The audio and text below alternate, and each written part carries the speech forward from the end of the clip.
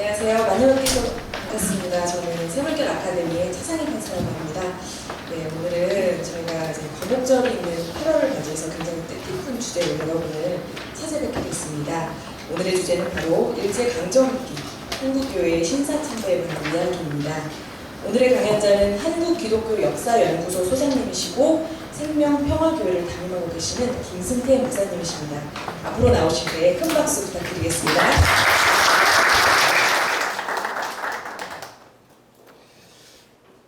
제가 나눠드린 자료는 여러분 참고하려고 나눠드린 자료고요. 그 뒤에 보면 용어 해설이 있을 텐데 그걸 참고하시면서 강의 듣는데 좀 도움이 될 겁니다. 앞에 있는 것은 2010년 8월 14일 날 일본에 가서 일본에서 매년 그 대만하고 한국 그리고 일본에 있는 그 시민들하고 야스쿠니 앞에서 시위를 합니다. 그 시위할 때 그 강연을 했던 그 내용입니다.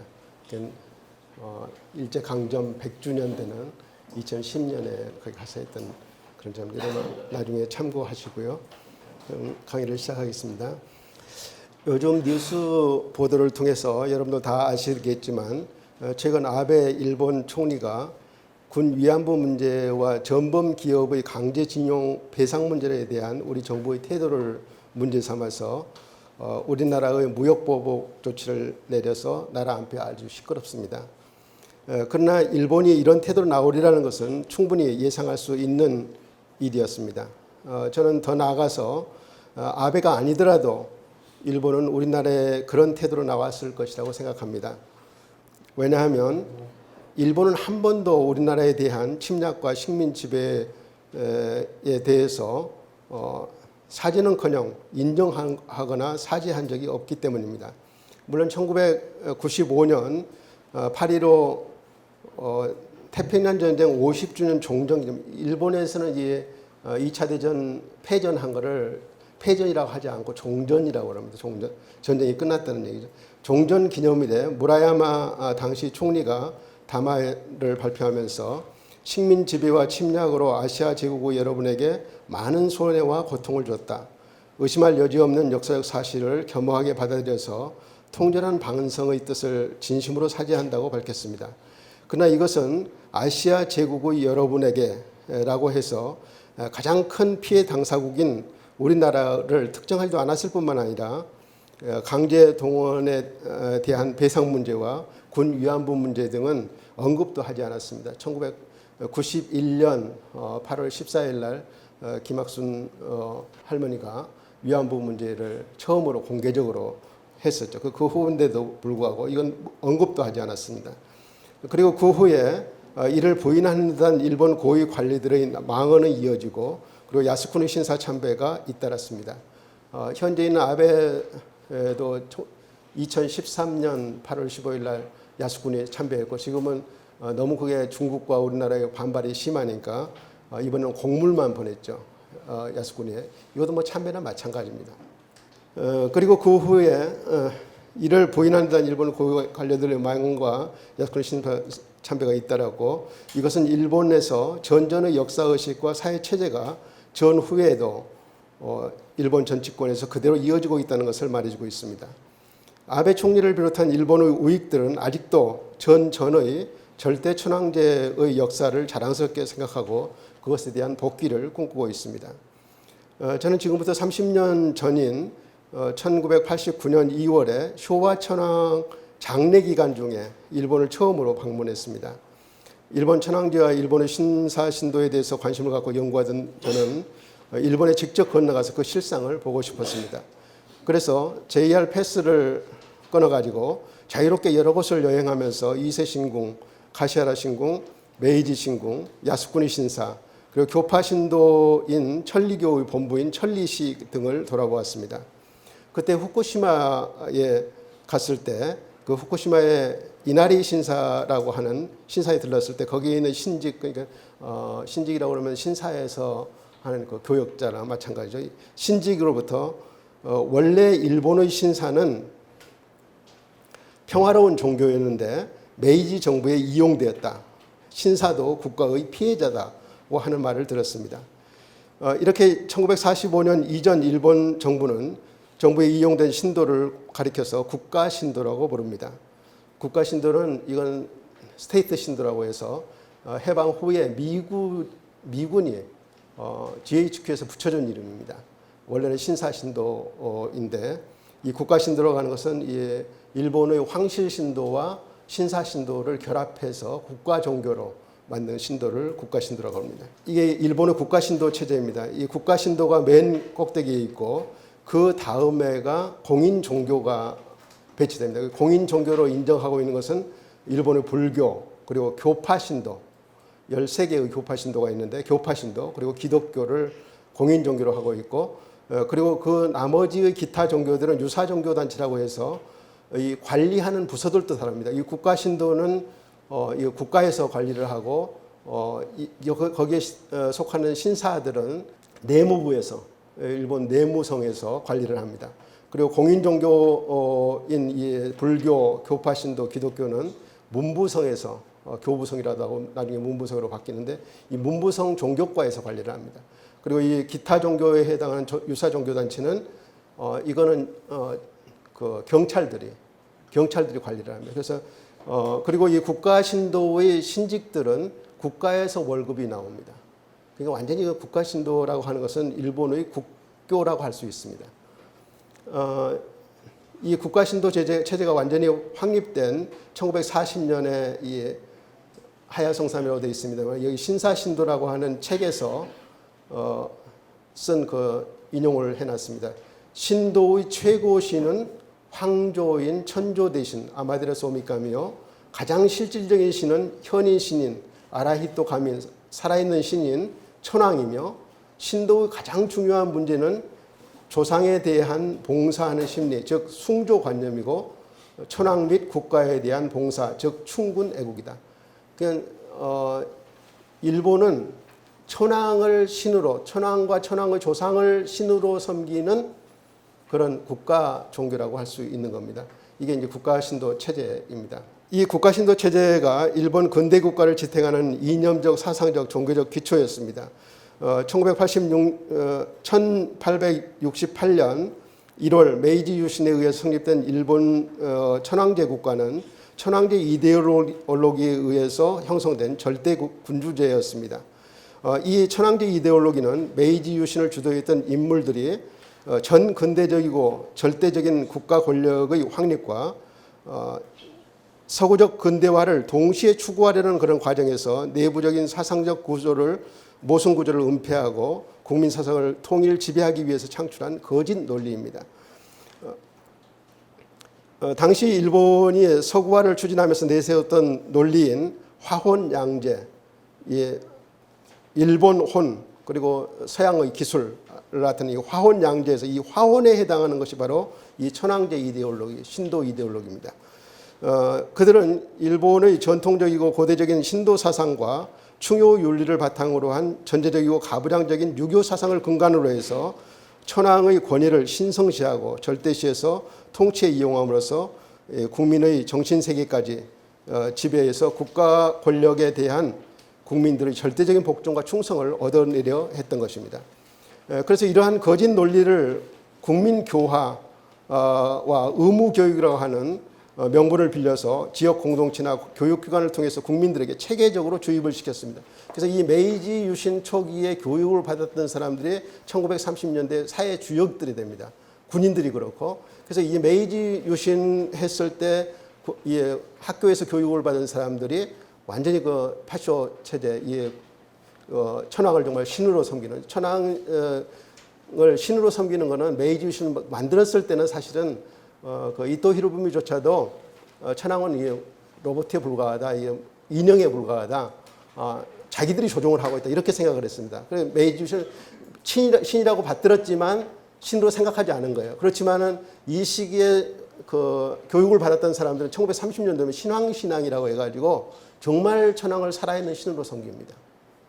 국가에서 그렇게 그렇게 교육을 받아왔고, 그래서 이것을 국민교화와 의무교육이라는 명분을 빌려서 지역 공동체나 교육기관을 통해서 국민들에게 체계적으로 주입을 시키고 제도화시켜 갔으며 또 어용 관학자들을 이용해서 그 이론을 정교화 시켜갔던 것입니다.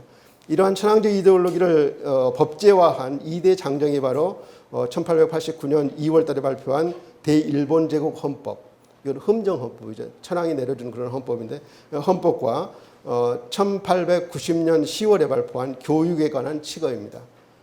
교육에 관한 칙어인데, 여기서 그들은 근대적 시민으로서 인권과 자유를 보장하는 규정을 하기보다는 천황의 절대 권위와 국민의 복종과 충성의 의무를 규정했습니다. 그 시민, 백성으로, 국민으로서 어떤 권리를 거기서 규정한 것이 아니고 천황에 대한 절대적인 충성을 하도록 하는 그런 걸 규정한 겁니다. 특히 일본 근대 교육은 천황제 이데올로기를 주입 확산시키기 위한 교육이었으며 그 목적도 대외 침략을 하기 위해서 국가가 도구로 사용할 수 있는 좋은 군인, 천황에게 충성할 수 있는 좋은 군대를 양성하는 데 두었습니다. 그래서 1886년부터 학교에서 이미 병식 훈련이 시작되었고 1925년부터는 육군 현역 장교를 남자 학교에 배치해서 군사 교련을 실시했습니다. 우리 그 유신 때 뭐 군사 교련하고 그랬죠. 그게 다 일본에서 온 거예요. 우리 교육 국민 교육 헌장이라는 거 배웠죠. 그것도 일본 본받은 겁니다. 물론 유신 자체가 그 일본 메이지 유신 그런 거를 해서 만든 겁니다만은 일본국 헌법과 1890년 10월에 있는 교육에 관한 칙어였습니다. 그들은 여기서 근대적인 시민으로서의 인권과 자유를 보장하는 규정이기보다는 천황의 절대 권위와 국민의 복종과 충성의 의무를 규정하는 것이었습니다. 특히 일본 근대 교육은 천황제 이데올로기를 주입 확산시키기 위한 교육이었고 그 목적은 이 좋은 군대를 양성하는 데 두었습니다.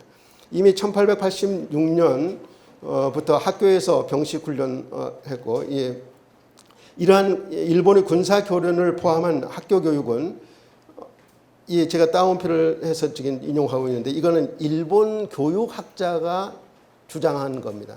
그걸 그대로 지금 제가 옮겨봅니다. 일본 학생에게 초국가주의, 침략적 군국주의, 국가에 대한 광신적인 충성, 권력에 대한 맹목적 복종, 일본 문화가 세계 다른 문화보다 우월하다고 하는 관념, 대동아 공영권으로 나아가는 것은 일본의 사명이라고 하는 팔괭이루에 대한 신앙 등을 강요하는 역할을 했다. 이게 제가 주장하는 것이 아니라 일본 교육학자가 주장하고 있는 거예요. 더욱이 이러한 이데올로기는 청일전쟁, 러일전쟁, 한국병탄 등의 침략전쟁과 식민지 강점을 거치면서 보다 강화되고 정교화되어서 자국 국민들에게 뿐만 아니라 식민지인들에게까지 철저하게 강요해서 침략과 식민 통치의 지배 이데올로기로 삼았습니다. 일제는 서양 제국에게 자국이 문명국이라고 하는 인식을 심어주기 위해서 겉으로는 근대적인 정교 분리를 인정하면서도 그들의 통치 이데올로기인 이 천황제 이데올로기의 성격상 고대로부터 내려오는 신도와 천황 신앙을 축으로 하는 재정 일치를 처음부터 추구를 했습니다. 천황을 정점으로 하는 배타적인 국가 신도 체제를 그래서 구축을 했습니다. 이런 과정에서 민중을 교화의 대상으로 파악하고 종교와 교육을 국민을 교화하는 수단으로 생각함으로써 이를 철저히 국가가 통제 이용하는 이 전근대적인 교육 정책과 종교 정책을 추진했습니다. 종교 정책에서 제가 국가 신도 체제를 얘기를 했었죠. 메이지 정부가 전국에 거쳐서 추진한 최초의 종교 정책은 신불 분리 정책이었습니다. 신도와 불교를 분리시키는 정책.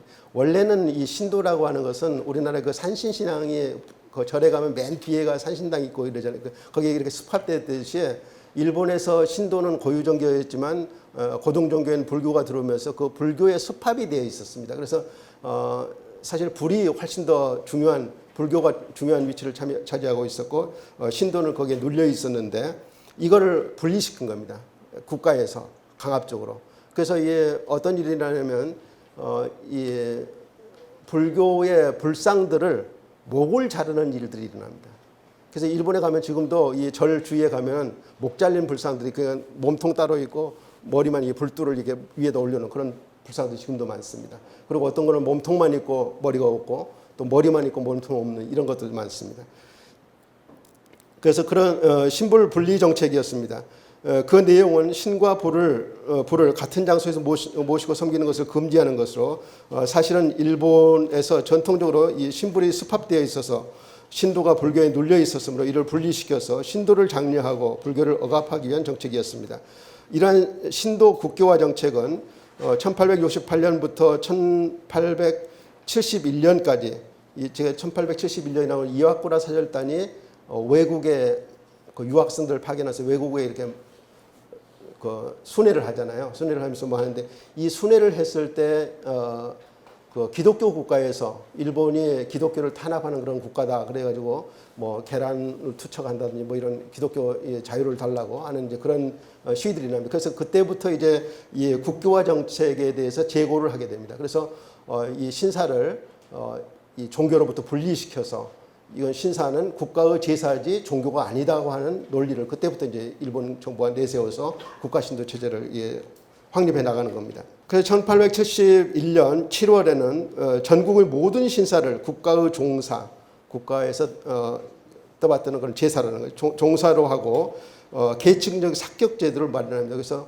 관패 대사, 관패 중사, 관패 소사, 그다음에 국패 대사, 국패 중사, 국패 소사 이렇게 전부 이제까지 있던 모든 신사들을 체계화시켜서 이 계층별로 이렇게 해가지고 국가에서 관리를 하게 됩니다.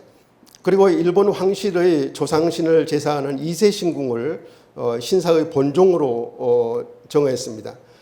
이에 대한 민중들의 저항도 없지 않았지만 이에 호응하여서 수많은 불상들이 목이 잘려 나가고 사원의 경제 기반이 위축되었고 그리고 그 전에는 이 불가의 이 단가 제도가 사실 일본 호적을 대신하고 있었습니다. 그런데 이 단가 제도를 폐지시키고 이 시자 제도로 만든다. 시자 제도라고 하는 것은 신사를 섬기는 사람들의 그 명부를 만들어 가지고 뭐 하는 시자 제도로 바뀌게 됩니다. 전환했습니다. 그러나 이러한 일련의 신도 국교화 정책이 국내외 비판을 받게 되자 일본 정부는 1882년 신사 신도를 국가의 제사로서 일반 종교로부터 분리시킨다고 하는 이른바 제사와 종교의 분리 조치를 취합니다. 이건 아주 기만적인 것이죠. 이 신도가 종교이고 신사가 종교 시설이고 그리고 참배가 거기에 대한 어떤 예배 의식, 종교 의식이라고 하는 것은 이거는 뭐 일본 사람들도 부인하지 않습니다. 그 갓도 겐지라고 하는 아주 유명한 독일에서 유학까지 하고 한 그런 종교학자가 일본 종교학자인데 이 사람이 그 신도 기원에 대한 책을 썼는데 거기에서 이 기독교와 이 신도를 비교해서 이 기독교는 신인 현격교다. 그리고 신도는 신인 동격교다.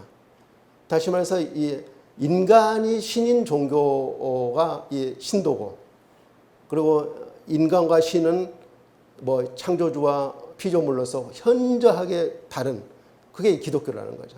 그렇게 분류할 정도로 하여튼 누구도 부인할 수 없는 그런 내용입니다. 그럼에도 불구하고 국가에서는 신사 신도는 국가의 제사이고 의례이지 이건 종교가 아니라는 논리를 이제 계속해서 내세웁니다. 이렇게 내세워서 사실은 이것이 1930년대 가면 이것조차도 이제 폐지하고 정말 천황을 신으로 섬기는 그런 체제를 구축하게 됩니다.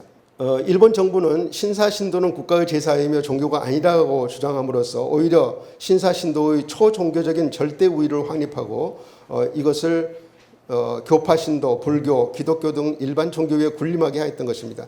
그리고 신사 신도의 국가 신도성을 확립하고 이를 통해서 타 종교를 지배 통제함과 동시에 신교의 자유 또 정교 분리론에 의한 국내외의 비판을 봉쇄하고자 했던 것입니다.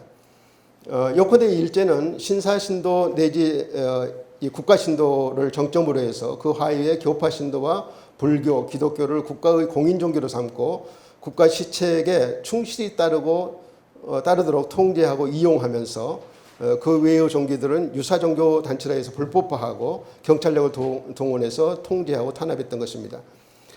그리고 이러한 공인종교라 하더라도 그들의 통치 방침에 비협조적이거나 그 위배할 때는 가차없이 탄압을 했던 것입니다.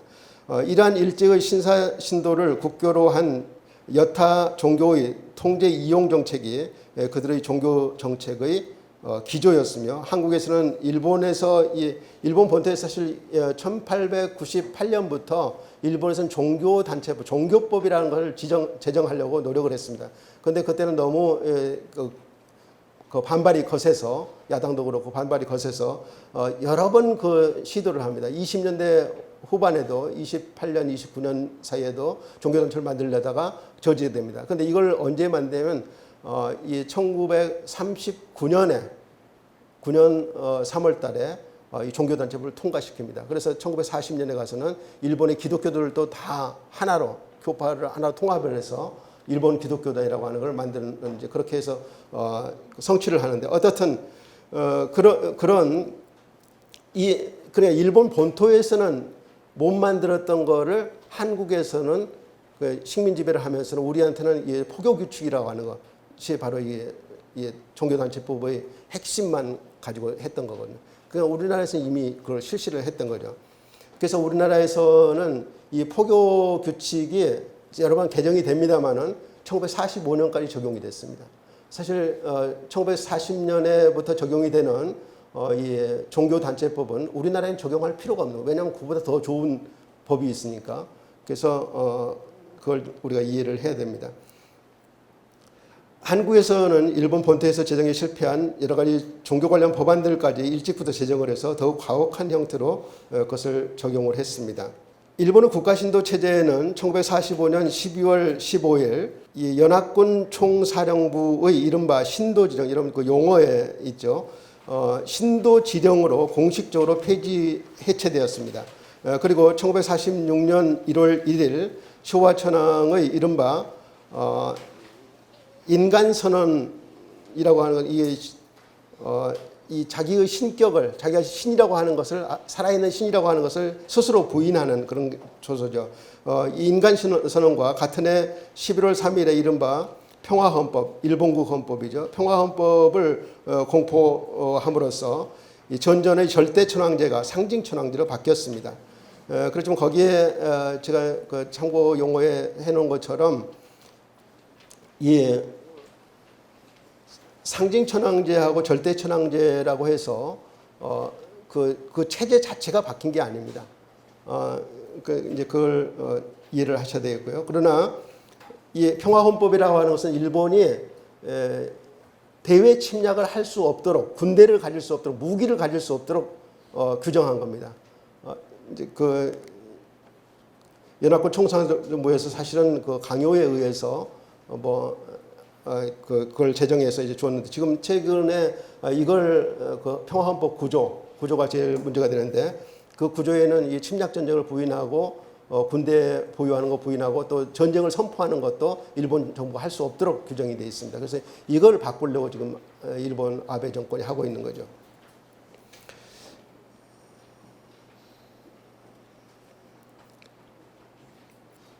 그러나 이것은 미 군정하에서 일정한 외부 압력을 받아 이루어졌기 때문에 문제가 많았습니다. 미 군정은 이로써 일본이 군국주의적 과거와 단절해서 민주적인 새 정부로 출발하기를 기대했지만, 대부분의 일본인 내지 일본 정부는 여기에 여전히 과거와의 연속성을 더 많이 가지고 있고, 이것을 회복하려고 하는 것 같습니다. 특별히 일본의 해외 침략과 식민 지배 역사를 왜곡하고 합리화하고 미화하는 측면에서 더욱 그렇다고 생각을 합니다.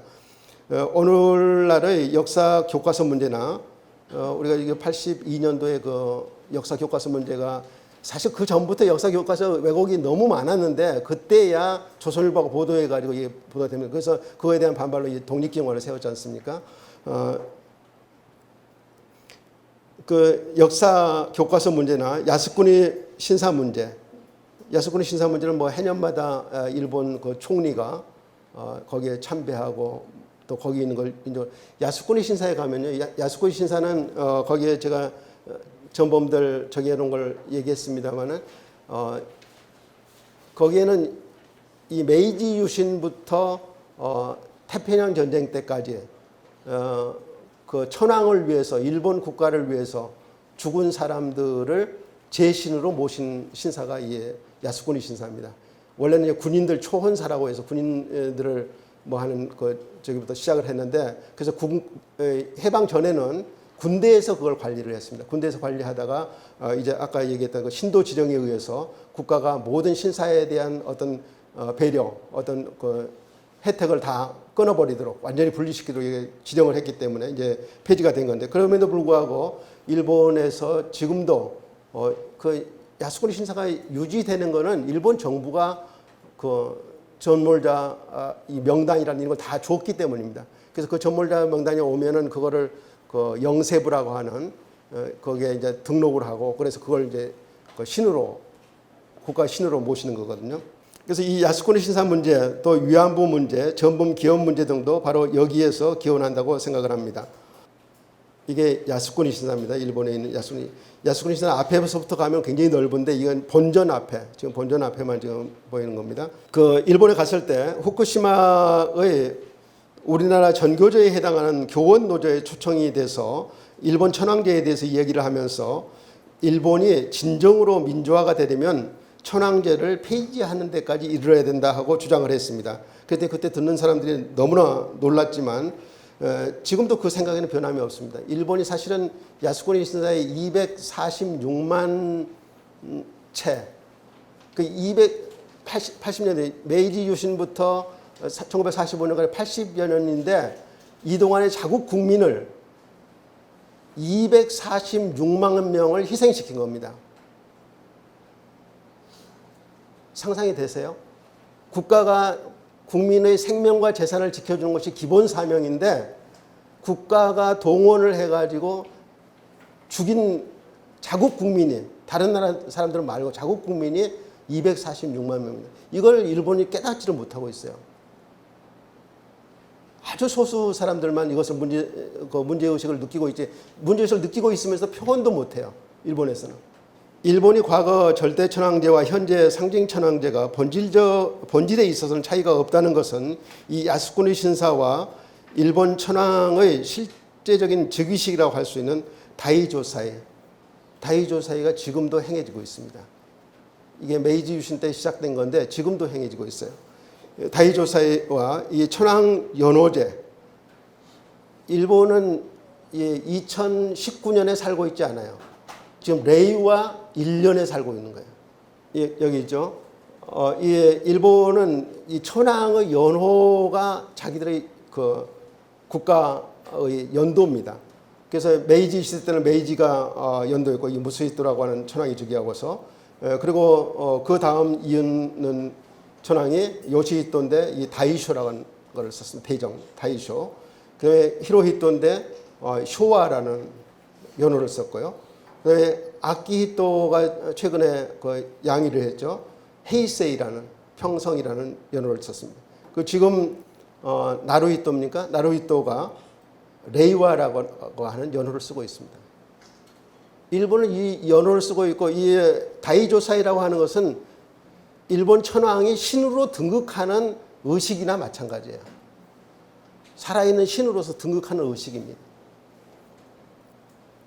아주 비밀리에 치러지고 이 비용도 많이 들고 그런 의식이라고 그러는데 다른 외부에는 어떻게 하는지는 몰라요. 그 내용들이 밝혀져 있지 않습니다. 1945년 독일에 이어 일본이 패전이 확실해졌을 때 일본 정부가 가장 고심한 것은 어떻게 하면 패전 후에도 천황을 전범에서 제외시키고 천황제를 계속해서 유지할 수 있을까 하는 것이었습니다. 이거를 그 용어 거기에 써놨듯이 국체호지라고 합니다. 국체라고 하는 것은 국가 체제를 의미하는 건데 사실은 일본에서 국체라고 하는 것은 이건 천황을 의미하는 겁니다. 천황제, 천황을 의미하는 겁니다.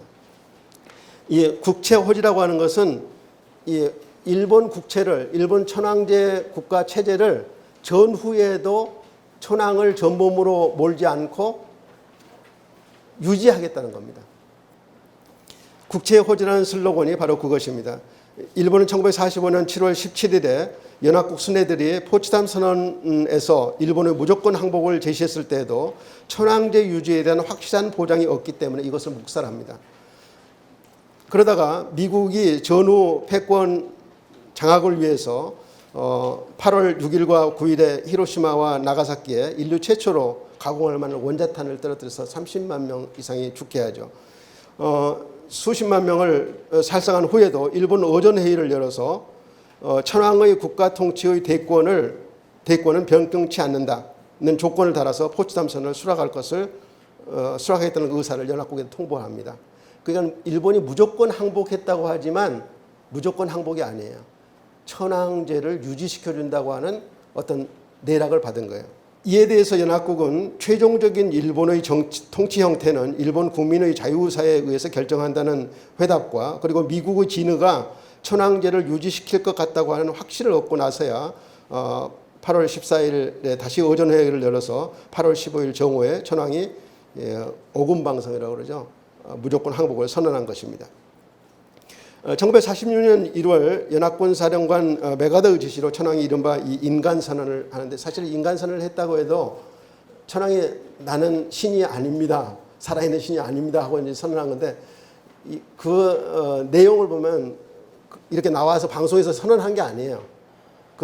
자기들 관보에다 1월 1일자 관보에 46년 1월 1일자 관보에다가 내가 국민들하고 이렇게 친밀한 관계를 유지하고 있는 것은 내가 살아있는 신이기 때문이 아니라 여러분과의 어떤 그런 친밀한 관계 때문에 그런 걸 유지하고 있는 거다. 뭐 이런 식의 자기가 신이 아니라고 하는 걸로 해석할 수 있는 그런 문구만 넣은 거예요. 그런 건데 어떻든 인간선언을 하게 됩니다. 그리고 또 하나는 일본이 이 패전 후에 유행했던 용어 가운데 1억 총참이라는 것이 있어요. 1억 총참. 1억이라고 하는 일본 인구를 얘기하는 거고 총참이라는 모두가 다 잘못했다고 참여를 해야 된다는 거죠. 그런데 이거 일본이 전쟁을 해서 잘못했다고 참여하는 게 아니에요. 천황에 충성을 하지 못하고 승리를 못했기 때문에 참여하는 거예요. 그리고 이 1억 총참이라는 건 모든 일본 사람들이 반성해야 된다는 거지만 이거는 그렇게 해서 반성을 하더라도 천황에게는 책임이 없는 거예요. 천황에게는 책임이 없는 겁니다. 이제 그런 것이고, 그리고 그해 11월에 제정된 일본국 헌법 제1조 1장이 천황에 대해서 이렇게 새롭게 규정을 합니다. 천황은 일본국의 상징이요, 일본 국민 통합의 상징이며 이 지위는 주권을 가진 일본 국민의 총의의 바탕을 둔 것이다. 이것이 상징 천황제의 가 된 이유예요. 일본 사람들의 상징이다. 그리고 그 이하 조항에서도 내각의 조언과 승인을 거쳐야 하기는 하지만 모든 중요한 국사는 천황이 행하도록 이 평화헌법에도 규정하고 있습니다. 그러니까 전쟁 선포하는 거 이런 거는 천황이 제가를 해도 천황이 선포하는 거예요. 지금도 일본은. 이러한 전후의 일본 체제를 가리켜서 상징 천황제라고 합니다. 그러나 이를 면밀히 연구한 일본인조차도 양심 있는 학자들은 패전 전의 절대 천황제와 패전 후의 상징 천황제가 그 특권과 권위, 기능 등 본질에서는 조금도 변화가 없다고 보고 있습니다. 제가 보기에는 1946년 1월 1일 메가더 강요회에서 했다고 하는 이 천황의 인간선언조차도 엄밀한 의미에서는 자신의 신격을 부정하는 그런 선언이 아니라 자신의 국민과 유대와 권위가 상호 신뢰와 경외에 있는 것이지 천황이 아끼찜이 감히 살아있는 신이라고 하는데 있지 않다고 말했을 뿐입니다. 이처럼 천황이 그 신격을 포기하지 않았다는 것은 현 일본 천황의 전통적인 의식에 따른 이 다이조사회와 아까도 말씀드렸지만 천황의 연호제 시행에서도 알 수가 있습니다. 저에겐 오늘 주어진 주제가 한국교회와 신사참배 문제인데 이 식상한 문제에 대해서 왜 다시 이것을 꺼내는 걸까 그렇게 생각하는 분들이 있을지 모르겠습니다. 그러나 결론적으로 말하자면 한국교회는 그때나 지금이나 이 신사참배 문제의 본질을 제대로 파악하지 못하고 올바른 대응을 하지 못해왔다고 생각을 합니다. 오늘날 신사참배 문제는 한국교회가 우리 역사에서 한 유일한 잘못으로 인식하는 경향이 있습니다.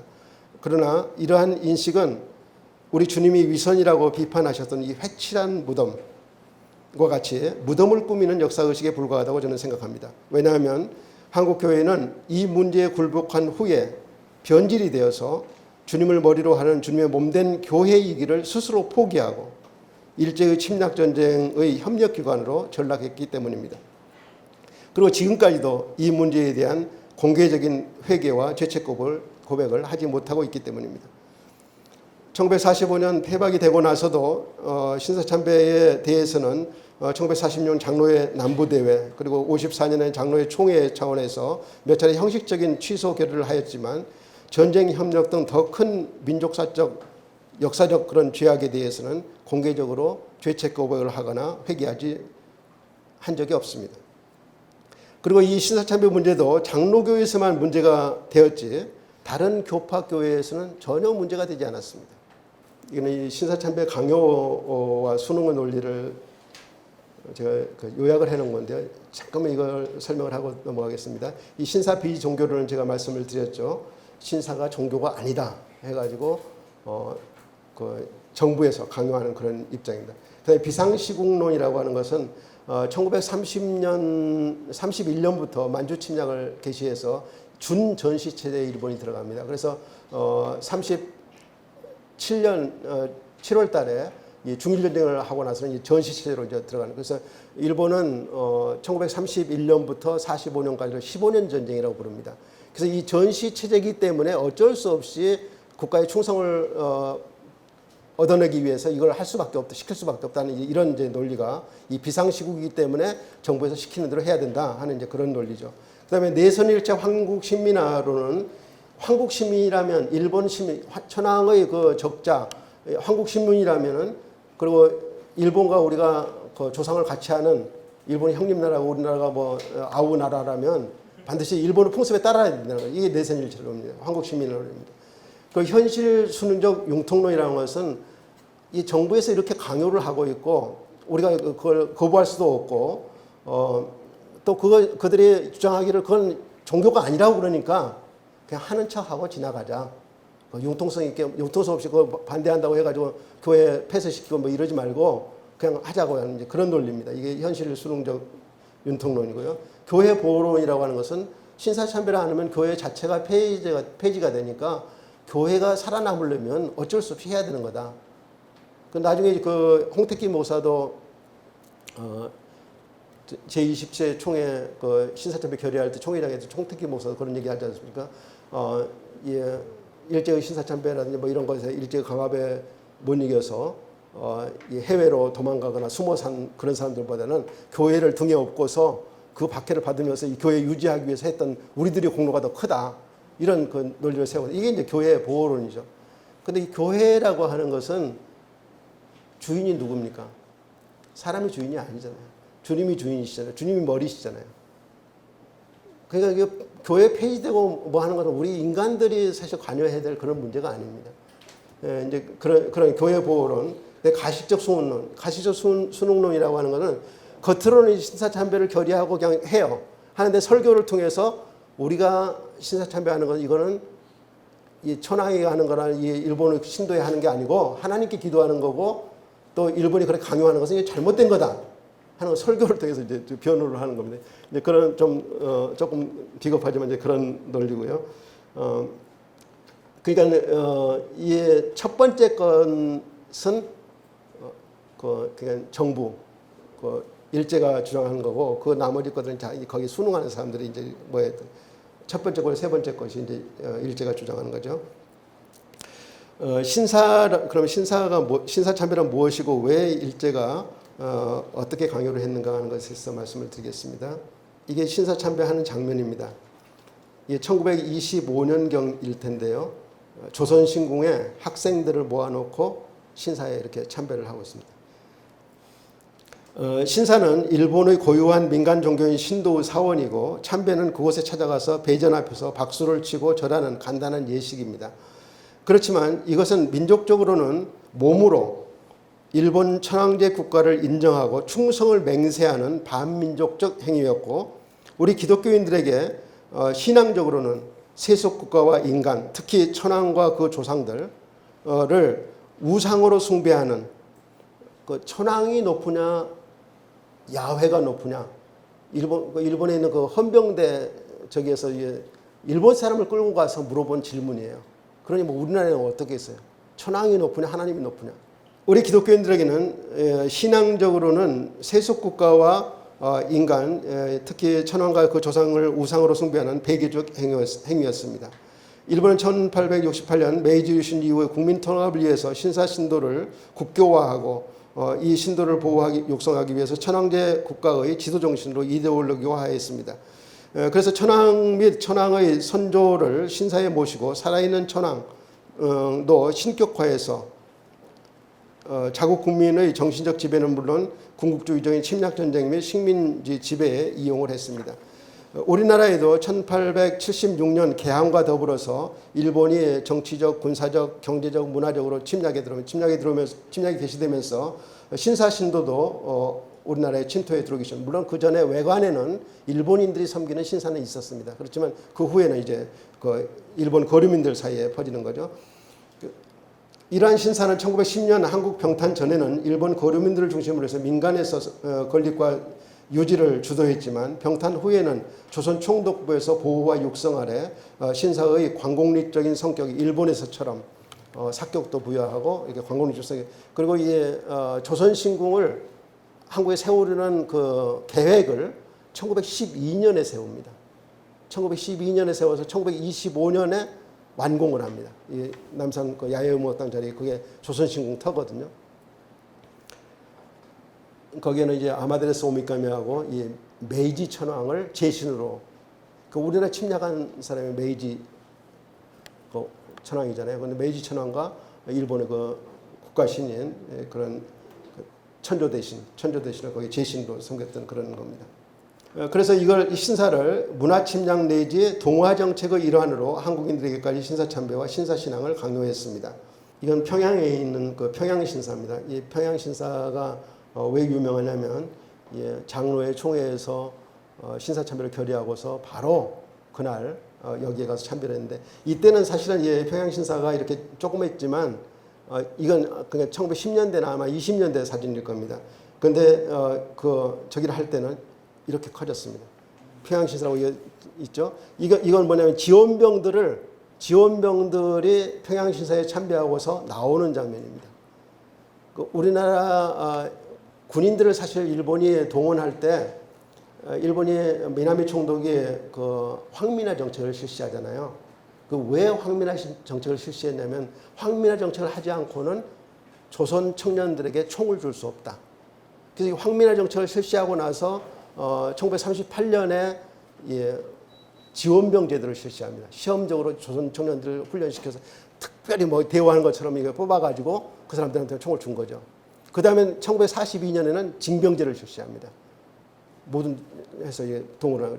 그래서 이 미나미 총독 같은 경우는 조선을 통치하는 통치 정책 핵심적인 두 가지가 있었는데 하나가 바로 이 조선 청년들을 동원해서 전쟁에 내보내는 거. 그거 하나하고 그다음에 일본 천황이 식민지인 조선에 왕림하는 거. 여기 한번 왔다 가는 거. 그거였어요. 일본 천황은 사실은 식민지 시대도 그렇고 지금도 못 오고 있죠. 아직까지 못 오고 있어요. 일본 천황. 요즘 아베를 비판하느라고 천황은 그 전쟁을 사과하고 이렇게 했다고 그러는데 전혀 그렇지 않습니다. 거기 보면 그런 게 내용이 사실은 물론 침략 자체를 아시아 침략을 의미하는 거예요. 거기 전체적으로 보면은 우리나라 침략이나 식민지배 이런 게 아니고 이것을 그래서 이런 걸 강요했습니다. 1910년대는 그리고 관공립학교에서 그리고 1920년대 초반에선 사립학교에까지 신사참배를 강요했으나 1925년 조선신궁 진자제를 고비로 해서 언론과 기독교계 사립학교들이 강력하게 반발해서 일단 사립학교에서 그때 당시에 이제 다이쇼 데모크라시였기 때문에 일본 국내에서는 굉장히 민주화된 우리나라는 무단 통치해서 전혀 민주화하고 상관이 없는 그런 저기를 했지만 그래서 3.1운동이 일어났지만 이 일본에서는 다이쇼 데모크라시라 해서 그래도 좀 민간 내각이 구성되고 이런 때거든요. 그래서 이 시기에 일단 학생들에게까지 강제로 신사참배시키는 것은 시행을 보류하게 됩니다. 그래서 자기들 사이에서도 시대착오적이다. 이거는 시대착오적이라는 이런 얘기가 나옵니다. 그렇지만 1930년대 들어가서는 30년 들어서는 일제가 대륙 침략을 제기하면서 이를 뒷받침할 사상 통일을 이룩하기 위해서 신사에서 각종 행사를 개최하고, 예를 들면 만주사면 전몰 장병 위령제 같은 이런 걸 얘기합니다. 각종 행사를 개최하고 기독교계 사립학교에까지 다시 신사참배를 강요하기 시작합니다. 이때까지만 해도 기독교계는 신앙상의 이유로 이를 거부하고 총독부 양해를 구했지만, 총독부가 1935년 11월 평양 기독교계 사립학교장의 신사참배 거부 사건을 계기로 해서 신사참배를 하든가 아니면 학교를 폐교하든가 하는 강경책으로 나오게 되자 기독교계 의견이 분열이 됩니다. 이 평양 사립학교 교장 신사참배 거부 사건은 1935년 11월에 초등학교와 중등학교 교장들을 모아놓고서 회의를 했습니다. 근데 초등학교 교장 회의를 하다가 야스다라고 하는 이 평남지사가 있었는데, 이 사람이 이제 그 교장 회의가 끝난 후에 우리 다 같이 평양신사에 가서 참배하고 헤어지자 제안을 했어요. 근데 이 초등학교 교장들 중에 믿는 사람이 있었을 거 아니에요. 기독교인들 다 도망가 버렸어요. 그러니까 중등학교 교장들을 모아놨는데 거기에 이제 맥균 같은 그런 숭실 중학교 교장하고 숭실 대학교 교장을 하던 이 맥균 같은 사람이 같이 숭실 전문학교 교장을 하던 맥균 같은 사람이 있었는데, 이 맥균 숭의여학교 교장들이 정익성, 그다음에 이희만이라고 하는 안식교가 순환에서 안식교 학교를 운영하던 그런 사람들이 있었는데, 이런 사람들이 모인 그런 자리에서 이번에는 이 회의 초두에 가서 평양시사에 가서 참배하고 와서 회의를 하자 하고 제안을 했어요.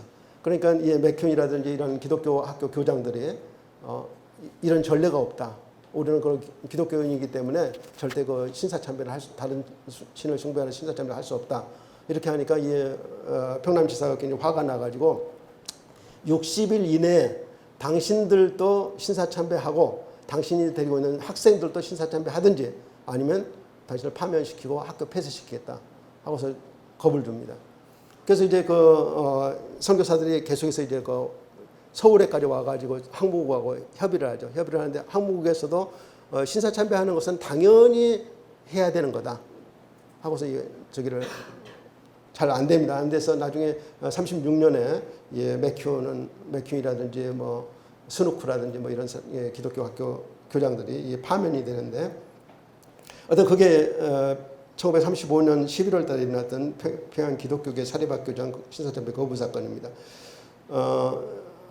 의견이 분열되어서 1937년부터는 기독교계 학교부터 일부는 폐교를 하고, 특히 남장로교 학교 같은 경우는 1937년 9월 6일 날에 애국일이라고 37년이면 7월 1일 날 일본이 중일전쟁을 일으켰거든요. 그래서 그때부터는 이제 아주 강력하게 황민화 정책을 실시합니다. 그래서 9월 6일 날을 애국일로 정해가지고 신사에 가서 참배하도록 했는데, 그렇게 하니까 이제 남장로교 계통의 학교들이 반발을 해가지고 일부는 정부에서 폐쇄를 시키고 일부는 자진해서 폐쇄하고 이렇게 해서 폐쇄가 됩니다.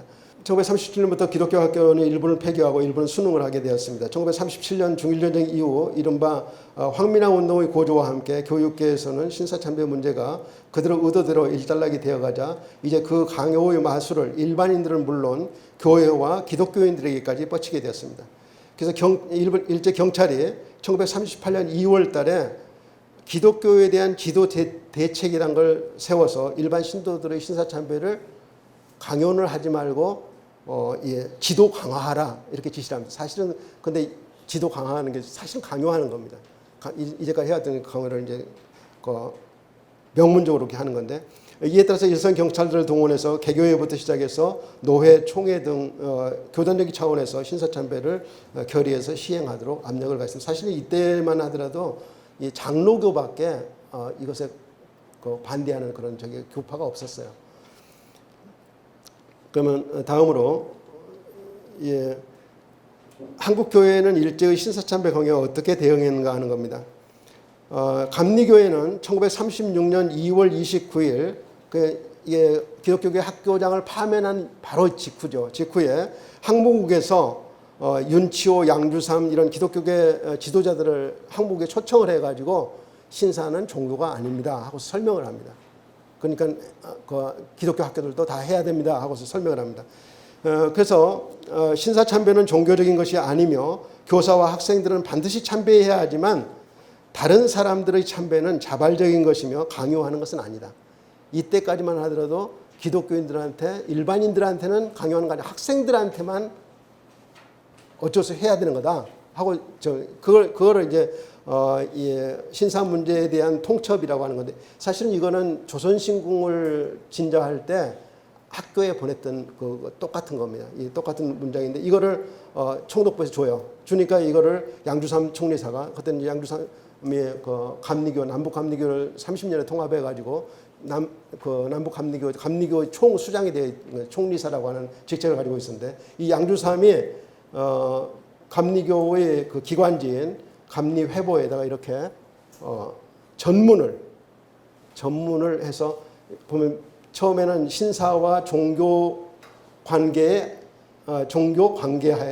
대하여가 빠르겠죠. 대하여. 그다음에 1번이 신사의 봉사는 종교가 아니다. 그다음에 2번 각 개인의 신교는 자유다. 뭐 이런 저기를 해서 감리교에서 인정을 한 거예요. 그 총리사가 인정을 하니까 감리교는 상하 이런 체계로 돼 있잖아요. 그래서 감리교에서 받아들인 거죠. 그리고 장로교회는 1938년 2월에 일제 경찰들이 기독교에 대한 지도 대책을 세워서 일반 신도들의 신사참배를 지도 강화하기로 하면서 각 노회에다가 신사참배를 결의하도록 경찰들이 압력을 가합니다. 그래서 급격히 무너져 내리게 됩니다. 2월 9일에 평북 선천에서 열린 평북노회에서 신사참배를 결의한 것을 시작으로 해서 4월 17일에 용천노회, 4월 25일에 전남 순천노회, 5월 6일에 전남노회, 경남노회, 8월 25일에 이때 제일 많은데 평양노회, 평서노회, 안주노회, 산서노회, 의산노회, 경안노회 등 8월 말까지 국내 23개 노회 중에서 17개 노회가 신사참배를 결의했습니다. 23개 총회 안에 산하에 23개의 노회가 있었는데 17개 노회가 신사참배를 결의했고 결국 장로교에서 이런 강압에 이기지 못해서 1938년 9월 10일 홍택기 총회장이 주재하던 제27회 장로회 총회에서 평양노회장 박응률이 대표에서 제안한 우리는 신사가 종교가 아니고 또 기독교 교리에 위반되지 않는 본의를 이해하고 신사참배가 애국적 국가의식이라는 것을 자각하고 따라서 이에 신사참배를 솔선 이행하고 신사참배가 애국적 솔선 이행이라 여행하고 힘써 한다는 겁니다. 나아가서 국민정신 총동원 운동에 참가하여 시국화의 총후 한국 시민으로서의 적성을 다할 수 있게 한다. 이건 신사참배만 하겠다는 것이 아닙니다.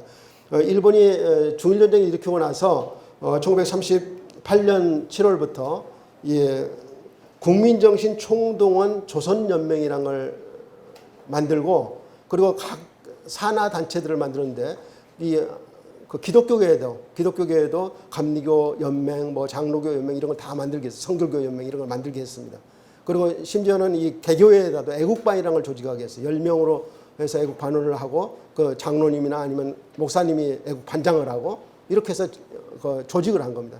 그런데 거기에 국민정신 총동원 운동에 참가해서 이 전시시국, 이 시국화에서 총후라는 건 이건 후방이죠. 그 최전선 말고 후방의 일본 신민, 한국 신민으로서의 저 붉은 충성을 다한다는 거죠. 일본에 대해서 이렇게 하겠다는 뭡니까? 항복각서나 마찬가지입니다. 이 신사참배 결의를 했습니다. 그리고 즉시 김길창 부총회장을 대표로 해서 각 노회 총대들을 데리고서 평양신사에 가서 참배를 했습니다. 38년 9월 10일 날 점심 때 참배를 했는데 이게 이 사진입니다. 조선일보에 나온 사진입니다. 여기 보면 평양신사 참배하는 장로회 총회 대표 이게 여기만 있는 게 아니라 매일신보에도 나오면 매일신보에도 같은 날짜입니다. 1938년 9월 12일. 너무 부끄러운 사진이죠. 평양신사대 이렇게 90도로 절을 하면서 참배를 하고 있습니다. 그리고 이 시기의 신사참배 문제와 이 부일 협력 문제를 둘러싼 교계의 분열은 해방 후까지 영향을 미쳐서 한국교회, 특히 장로교회가 심각한 교파 분열의 요인으로 작용하기도 합니다. 그 다음에 이제 신사참배를 거부했던 사람들이 없었던 건 아니에요. 그래서 이 신사참배를 거부했던 사람들 논리가 어떤 거냐는 걸 이제 제가 정리해 놓은 건데요. 첫 번째가 이 우상숭배론입니다. 우리 10계명 제1, 2계명에서 하나님 외에 다른 신을 섬길 수 없잖아요. 형상을 저기할 수 없고. 그래서 이 1, 2계명에 위배된다는 겁니다. 그렇죠. 인간을 신으로 섬기니까 하나님과 대척될 수밖에 없죠. 그 다음에 양심신으로라는 것은 이 맥큐 같은 경우, 맥큐 선교사 같은 경우가 대표적인데, 내가 양심상 할 수 없는 일을 학생들에게 시킬 수 없다. 이게 그 맥큐의 적입니다. 내가 양심에 꺼려서 할 수 없는 일을 학생들한테 어떻게 시키겠냐, 이런 거예요. 그리고 처음에는 사실 이것이 문제가 될 것 같아서 자기가 사임하려고 그랬어요. 근데 나중에 보니까 이거 사임하는 건 지는 거다. 차라리 너희들 파면시켜라. 하고 나간 겁니다. 이게 양심신론입니다. 순교 증거론이라는 것은 이런 시대에 정말 이 문제로 죽는다면 이게 바로 진리를 위해서 순교하는 것이 돼서 이게 증거가 돼서 교회가 순교자의 피해 터에서 세워진다고 그러잖아요. 그래서 이 순교 증거론, 그다음에 종말론. 지금 당시에는 정말 2차 대전이니까 이것이 정말 종말같이 느껴졌을 겁니다. 종말같이 느껴져서 주님이 얼마 안 있으면 재림하신다. 그러니까 그때까지만 참자. 그 설교마다 이 종말론 설교를 했어요. 그 종말론 설교를 하면 사실은 종말이 되면 일본 국가도 망하잖아요. 천황제 국가도 망하잖아요. 그래서 이거를 국채 변혁이라고 해가지고 이 사람들 다 잡아들여서 그 신사참배 안 한 것뿐만 아니라 이 종말론 설교한 사람들을 잡아들인 거예요, 일본이. 그래서 이 종말론에 이런 논리를 가지고 대적했고요. 이게 아주 악명 높은 이 평양경찰서입니다. 사실 38년 그 장로회 총회 이걸 기획한 것도 이 평양경찰서예요. 그래서 그 신사참배 결의안이 통과되고 나서 매일신보에 경찰서 간부들이 쭉 이게 포상자가 되는 그게 85명이에요. 85명이 신사참배를 장로회에서 결의하게 했다고 해서 공로 표창을 한 겁니다. 이게 평양경찰서가 중심이 됐던 그런 것이고, 심지어는 선교사들까지 잡아다가 한국인들이 신사참배를 제안하더라도 너희들 아무 말도 발언하지 말아라 하고서 거기 서명하라고 했는데 서명은 거부했죠, 선교사들이. 어떻든 이제 그런 데가 평양경찰서고요. 평양경찰서에서 이제 취조를 받고서 그 다음에 평양법원으로 갑니다. 그 지방법원과 이제 복심법원, 이 평양법원이고, 그 다음에 이제 미결수나 기결수로서 이 평양형무소에 가게 돼요. 물론 신사참배 한 사람들이 평양에서만 그런 게 아니에요. 전국에서 다 있었는데 여기는 대표적인 그런 곳입니다. 그래서 어느 교파에건 이 교단의 신사참배 결정에도 불구하고 끝까지 이를 거부하고 신앙 절개를 지킨 인물들이 있었습니다. 그리고 이들을 중심으로 해서 전국 규모의 신사참배 거부 운동으로 발전하게 되었습니다. 신사참배 거부 운동은 크게 두 가지 방향으로 전개되는데, 하나는 일제 당국이나 일제 영향력 있는 기관 또는 인사들을 찾아가서 신사참배를 더 이상 강요하지 말 것을 청원하고 신사참배로 잡혀갔던 교역자들을 다 풀어줄 것을 청원을 하는 이런 청원 내지 경고한 이 신사참배 강요 금지 청원 운동이고, 또 다른 하나는 일제의 강요와 제도권 교회의 불법적인 그런 결의에 대해서 순교 각오를 가지고 끝까지 저항하면서 신앙과 교회를 지키고자 한 신사참배 거부 권유 운동. 나만 거부하는 것이 아니라 물론 숨어서 자기만 지킨 사람도 있죠. 그렇지만 서로 이렇게 격려하면서 이제 얼마 안 있으면 주님 오신다 하는 이제 그런 격려를 하면서 했던 그런 신사참배 거부 운동을 했습니다. 1932년 초부터 일제의 신사참배 강요가 각 지역의 기독교 학교에서 해마다 문제가 되자 1934년 장로회 총회장 이인식 목사의 이름으로 총독에게 2차에 거쳐서 청원서를 제출하고 했지만 항목부에서 이걸 접수조차 안 해줍니다. 받아주지 않습니다. 그리고 이때부터는 그 1935년 11월 이 평양 기독교교회 사립학교장 신사참배 거부운동 거부 사건이 있은 후부터는 신사참배를 해야 되느냐 말아야 되느냐 그 논의조차도 못하게 합니다. 의논도 못하게 해요. 의논하는 것도 잡아가요. 공식적인 그런 토의마저도 금지시켰습니다. 그래서 이런 청원운동은 개인적인 차원에서 이루어지게 되는데요. 평남의 박관준 장로는 1936년부터 수차에 걸쳐 총독에게 청원서를 보내고 경고문을 보내서 여러 차례 검속을 당하다가 이 사람이 정치인이 돈 노인이다 해가지고 그냥 풀어줍니다. 어떻든 이렇게 해서 박관준 장로가 그렇게 하다가 안 되니까 여러 차례 이런 청원과 경고가 효력이 없자 신사참배를 거부하고서 사직을 하고 이 신사참배를 거부운동을 하고 있던 안희숙 선생을 대동하고서 1932년 이 안희숙 선생은 선천에서 보성여학교 음악교사를 하고 있다가 교장 선생이 학생들 데리고 신사에 참배하라고 그러니까 사표를 내고 나와버립니다. 나와버려서 이제 신사참배 거부운동에 가담을 하는데 1939년 2월에 일본에 건너가서 일본 정계 요인들을 만나서 신사참배 강요 저지를 호소를 하고 그리고 이 39년 3월이 바로 이 종교단체법이 중의원 회의에서 통과되는 그 국회 거기에 방청객으로 들어갑니다. 방청객으로 들어가서 2층에서 경고문을 써가지고 이걸 단상으로 던집니다. 제74회 일본 제국의회 중의원 회의장에 방청객으로 들어가서 종교 법안 반대, 종교 재정 반대, 그 기독교를 일본 국교로 하라 하는 그런 주장. 그다음에 신사참배 강요 금지, 그리고 양심적인 교역자 투옥 철폐 등을 내용을 한 경고장을 단상에 투척을 해서 이 일로 인해서 이 박 장로님은 6년간 옥고를 치르고 1945년 3월에 순교합니다. 뭐 설에 의하면 70일간 금식을 해서 돌아가셨다고 합니다. 안희숙 선생은 해방될 때까지 같이 동행을 했던 안희숙 선생이 해방될 때까지 옥고를 치렀습니다. 혹시 여러분 읽어보셨는지 모르겠습니다만은 이 죽으면 죽으리라는 책 보셨어요? 이 책이 지금 76년에 초판이 발행됐는데요. 제가 가지고 있는 건 92년인데 이때까지 33판 그 스탠드셀러입니다.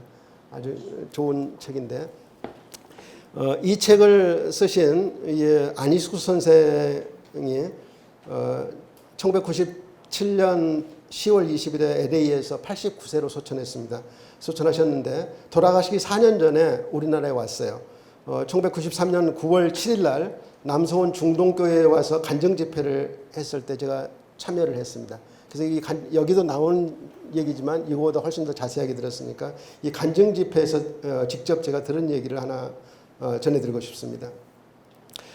이분은 1939년 2월 순교자인 박관중 장로님과 함께 일본 제국의회까지 가서 신사참배 강요에 대해서 항의했던 분입니다. 이분은 선천의 보성여학교 음악교사를 하다가 교장이 신사참배를 시키니까 그것을 거부하고 교사직을 사임하고 신사참배 거부운동에 뛰어들었습니다. 그런데 안희숙 선생 이야기는 그 어머님이 자기도 훨씬 더 신앙이 좋으시고 그래서 이 안희숙 선생을 그런 신앙 훈련을 어려서부터 시켰다고 그래요. 안희숙 선생의 어머니는 안희숙 선생이 어려서부터 다윗과 골리앗 얘기를 해주시고 그리고 교회사에서 순교한 사람들 이야기를 자주 들려주셨다고 합니다. 그리고 안희숙 선생이 한 번은 나 시집 안 가고 예수를 위해서 죽겠어요 하고서 얘기를 하니까 어머니가 그 훌륭한 생각이다 하면서 굉장히 칭찬을 했는데 자기 딸이 시집 안 가고 예수 위해서 죽겠다 그러니까 훌륭한 생각이라고 칭찬해 주는 거예요. 그리고 이 신사참배 문제가 일어나자 안희숙 선생을 순교 훈련을 시켰다고 그래요. 순교 훈련을.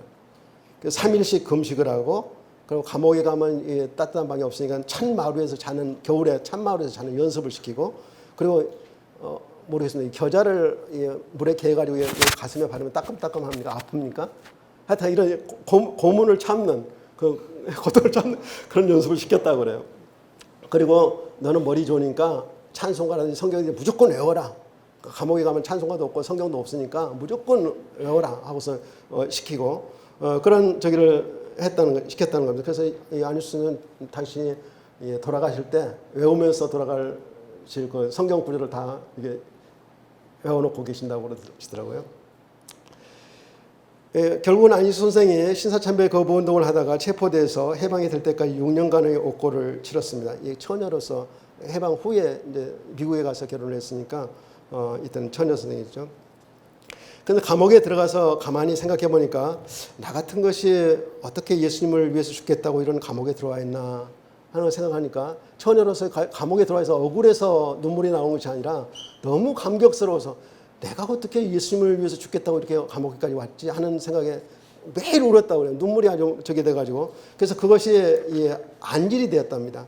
하나님의 은혜가 너무 감사해서 늘 울었는데 그 눈물이 고름이 되어서 안질에 걸리게 됐답니다. 그런데 그 감옥에는 한국인 의무과장이 있었는데 이 의무과장이 안희수 선생을 굉장히 좋게 봤나 봐요. 동정적이었다고 합니다. 한 번은 그 의무과장이 안희수 선생을 불러서 이렇게 말했습니다. 그 의무과장이 하는 말입니다.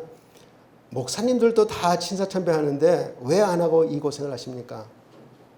자비하신 하나님이 신사참배한다고 지옥에 보내겠습니까? 지옥에 갈까 봐 무서워서 그래요? 안희순 여사가 대답합니다. 자비하시고 사랑이신 하나님이 내가 신사참배를 좀 한다고 지옥에 보내라고 나는 믿지 않아요. 내가 예수님을 믿는데 몇 번 신사참배 했다고 해서 했다고 하더라도 용서해 주시고 지옥에는 보내지 않으실 거라고 생각해요. 그렇게 믿어요. 의사가 말합니다. 그러면 왜 안 해요? 안희순이 하는 말입니다. 하나님 마음이 섭섭할까 봐서 못해요.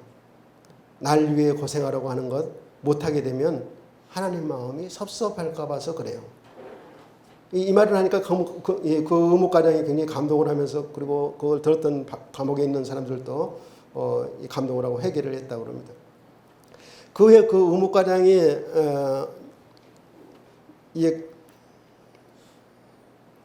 집에 가서 겨울을 나도록 병보석을 주선해 줬다고 합니다. 그래서 신사참배는 안 해도 되고 그런 약속을 안 해도 되니까 집에 가서 좀 요양을 하고 와라 하고 해서 병보석 신청을 해준 거예요. 그래서 병보석이 되는 날이었습니다. 안희순 여사가 그런 기적이 일어났어요. 그 기적에 감사하고 뜬으로 밤을 새우고서 출감하기 위해서 감옥 사무실로 나오니까 어떤 지팡이를 짚은 노인이 계셔서 희미하게 잘 눈이 나쁘니까 안 보이는데 계셨어요. 그래서 보니까 어머니였어요. 그래서 어머니 하고서 부르니까 그 어머니가 아주 냉정하게 어떻게 된 거냐? 안희순 여사 들떠가지고 나 집에 가게 됐어요. 신사참배는 안 해도 된대요. 약속도 안 해도 된대요. 어머니가 어떻게 나오냐? 눈 때문에 집에서 잘 먹고 따뜻한 방에서 겨울나고 다시 감옥에 들어오래요.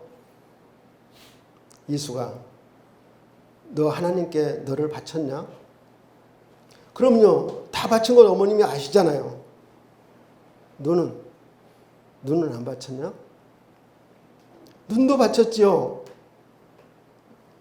그러면 내가 왜 하나님 것 가지고 이러고 저러고 하느냐? 그래서 안희순이 한 말도 못하고 어머니가 기뻐할 줄 알았는데 전혀 다른 말씀하시니까 한 말도 못하고 충격을 받아서 멍하니 있는데 어머님이 말씀하십니다. 이수가 내 말 들어라. 너 사회에 나가면 먹을 것 있고 따뜻한 방이 있는 줄 아는데 사회도 감옥이나 마찬가지야. 네가 감옥에 있기 때문에 우리는 배급표도 없고 쌀 한 톨도 없고 장작 한 개피도 못 얻는단다. 그리고 네가 감옥에 있는 것을 생각해서 나는 마루에서 이불도 덮지 않고 자고 있다. 내가 왜 이 지팡이를 짚고 있는지 아니? 나는 눈이 아무것도 안 보인단다. 감방에 하나님이 너와 함께 계시지 않더냐? 나는 밤마다 너희 언니가 업어다가 감옥 담장 밖에 데려다 주면 발이 꽁꽁 얼어붙을 때까지 거기서 하나님께 이렇게 기도한단다. 하나님, 우리 이수기는 너무 약해요. 발도 채우지 못하고 나지 않았어요. 주님이 안아주시고 붙들어 주시지 않으면 넘어집니다. 꼭 붙잡아 주세요. 너만 죽는 것이 아니다. 우리 다 같이 옛날 성도들 같이 그 길을 따라가는 거야. 앞으로 나아가는 거야. 어머니 알았어요. 어머니 잘못했어요. 나 다시 돌아가겠어요. 어머니 저기서 만나요. 나는 감옥에서 가고 어머니는 집에서 가고 저기 천성문에서 만나요. 어머니. 그리고 간수에게 나 감방에 다시 데려다 주세요 하고서 감방에 다시 돌아오게 되었다는 것입니다. 저는 이런 신앙 선배들이 한국교회의 의인 열 사람이 아닐까, 한국교회가 지금까지 살아남은 이유가 아닐까 하는 생각을 해봅니다. 3.1운동 당시에 총회장으로 이 운동에 참가해서 옥고를 치른 김선두 목사님도 일본 유학생 김두영과 함께 신사참배 강요 금지를 일본 정계 요로에 진정을 하고자 1938년 8월, 9월 달에 신사참배 결의를 했으니까 그 바로 전달에 일본에 건너갔어요. 일본에 건너가서 이에 동조하는 일본 정계의 요인들, 그 기독교인인 대의사당 의사라든지 뭐 이런 사람들 데리고 한국에 건너옵니다. 건너와서 미나미 총독을 면담을 하고서 미나미 총독 지시로 한국 장로교회의 강제 신사참배 결의를 막고자 했습니다. 그 미나미 총독을 만났는데 미나미 총독이 만약에 이번 총회에서 이 문제가 부결되면 더 이상 내가 신사참배 강요를 하지 않겠다 하는 약속을 받아냅니다. 사실 이거는 그 거짓 약속이에요. 얼마나 자신 있으면 그렇게 얘기를 했겠어요. 그런데 만약에 정말로 27회 총회에서 거기에 참여한 모든 사람들, 총대들이 목숨을 걸고 반대했다면 기적이 일어날 수 있는 거예요. 그렇지만 이것이 일제의 경찰에게 탄로나서 김 목사님은 사전에 이 개성쯤에서 검속이 돼가지고 결국은 이 신사참배에 굴복하게 되고 말았습니다. 물론 이런 청원운동이라는 것은 일제에 의해서 받아들일 수 없는 것이었고 청원자 측이 일제의 권력구조 내지는 식민통치 체제를 인정한 체제 내의 운동이었다는 점에서는 한계가 있는 것이지만 이들이 순교를 각오하고 일제의 탄압에 대항해서 문제를 확산하고 폭로하고 불의에 대해서 담대히 경고하였다고 하는 그런 점에서는 큰 의의가 있는 운동이라고 할 수 있습니다. 일제의 강압으로 1938년 이후 한국교회가 신사참배를 굴복하자 이에 반대하는 교역자와 신도들 간에 서로 연대를 맺고 조직적 집단적 저항운동이 전개하기 시작했습니다. 이들은 신사참배를 강요하는 일제 당국과 이를 결의 실행하는 제도권 교회를 비판하면서 신자들을 대상으로 신사참배 거부를 권유하고 거부들 간의 결속을 강화하는 그런 운동을 폈습니다. 그 중심 인물이 평남의 주기철 목사, 평북의 이기선 목사, 경남의 한상동 이주원 준한선 목사, 전남의 손항원 목사, 함남의 이계실 목사 등으로 전국 각지에 분포되어 있었고 만주 지역에서도 박의흠 전도사, 김영락 전도사, 김윤섭 전도사 등이 활약을 했습니다. 이들은 순회 활동을 통해서 동지들을 규합하고 운동 방침에 관한 수차의 회합을 받기도 했습니다. 그러다가 1940년 3월경 안동회합, 이 중국에 있는 그 안동회합에서 신사참배는 죽어도 반대할 것, 둘째 신사참배를 하는 학교에 자제들을 입학시키지 말 것, 세속화되어 신사참배를 하는 현 교회에 절대 출입하지 말 것, 신사참배, 불참배 동지들끼리 가정예배를 드릴 것, 그리고 신앙 동지들을 확보해서 신령한 교회의 출현의 소지를 육성하도록 할 것을 협의 결정을 했습니다. 일제는 이들의 수차례 검속 탄압을 하다가 1938년 봄부터 계속 검속했다가 풀어주고 검속했다가 풀어주고 반복합니다. 반복하다가 1940년 6월경부터 9월까지 본격적으로 이 사람들을 잡아들입니다. 왜냐하면 이 사람들 풀어졌다가는 이 사람들 그 운동이 확산이 돼서 그 다른 지장이 있으니까 전부 잡아들입니다. 그래서 1940년에 나온 일제의 기독교에 대한 지도 방침이나 같은 해 9월 20일 새벽에 전국에 걸쳐서 실시됐던 조선 기독교도 불온분자 일제 검교령은 바로 이런 탄압을 위한 조치였습니다. 그래서 하루 새벽에 잡아들인 숫자가 193명이었다고 합니다. 193명. 물론 그 후에도 더 많이 잡아들였죠. 이런 과정에서 조용학 영수, 주기철 목사, 최봉성 목사, 최상림 목사, 김윤섭 전도사, 박의흠 전도사, 권은호 전도사, 김현 목사, 최태원 목사 등 수많은 순교자가 나오기도 했습니다. 제가 이거 조사를 해보니까 그 31명이 분명하게 순교한 게 신사참.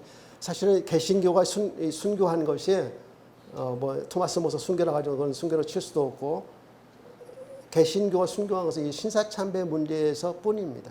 그 후에 물론 그 6.25 때 뭐 이러한 저기를 그건 피해라고 볼 수 있지, 순교자라고 보기는 좀 어려운 면들이 있는데, 어떻든 예, 순교자가 나온 것이 신사참배 문제. 만약에 신사참배 문제에서 순교자가 안 나왔더라면 좀 한국교회가 무슨 낯을 들고 있을 수 있을까 하는 그런 생각을 해보게 돼요.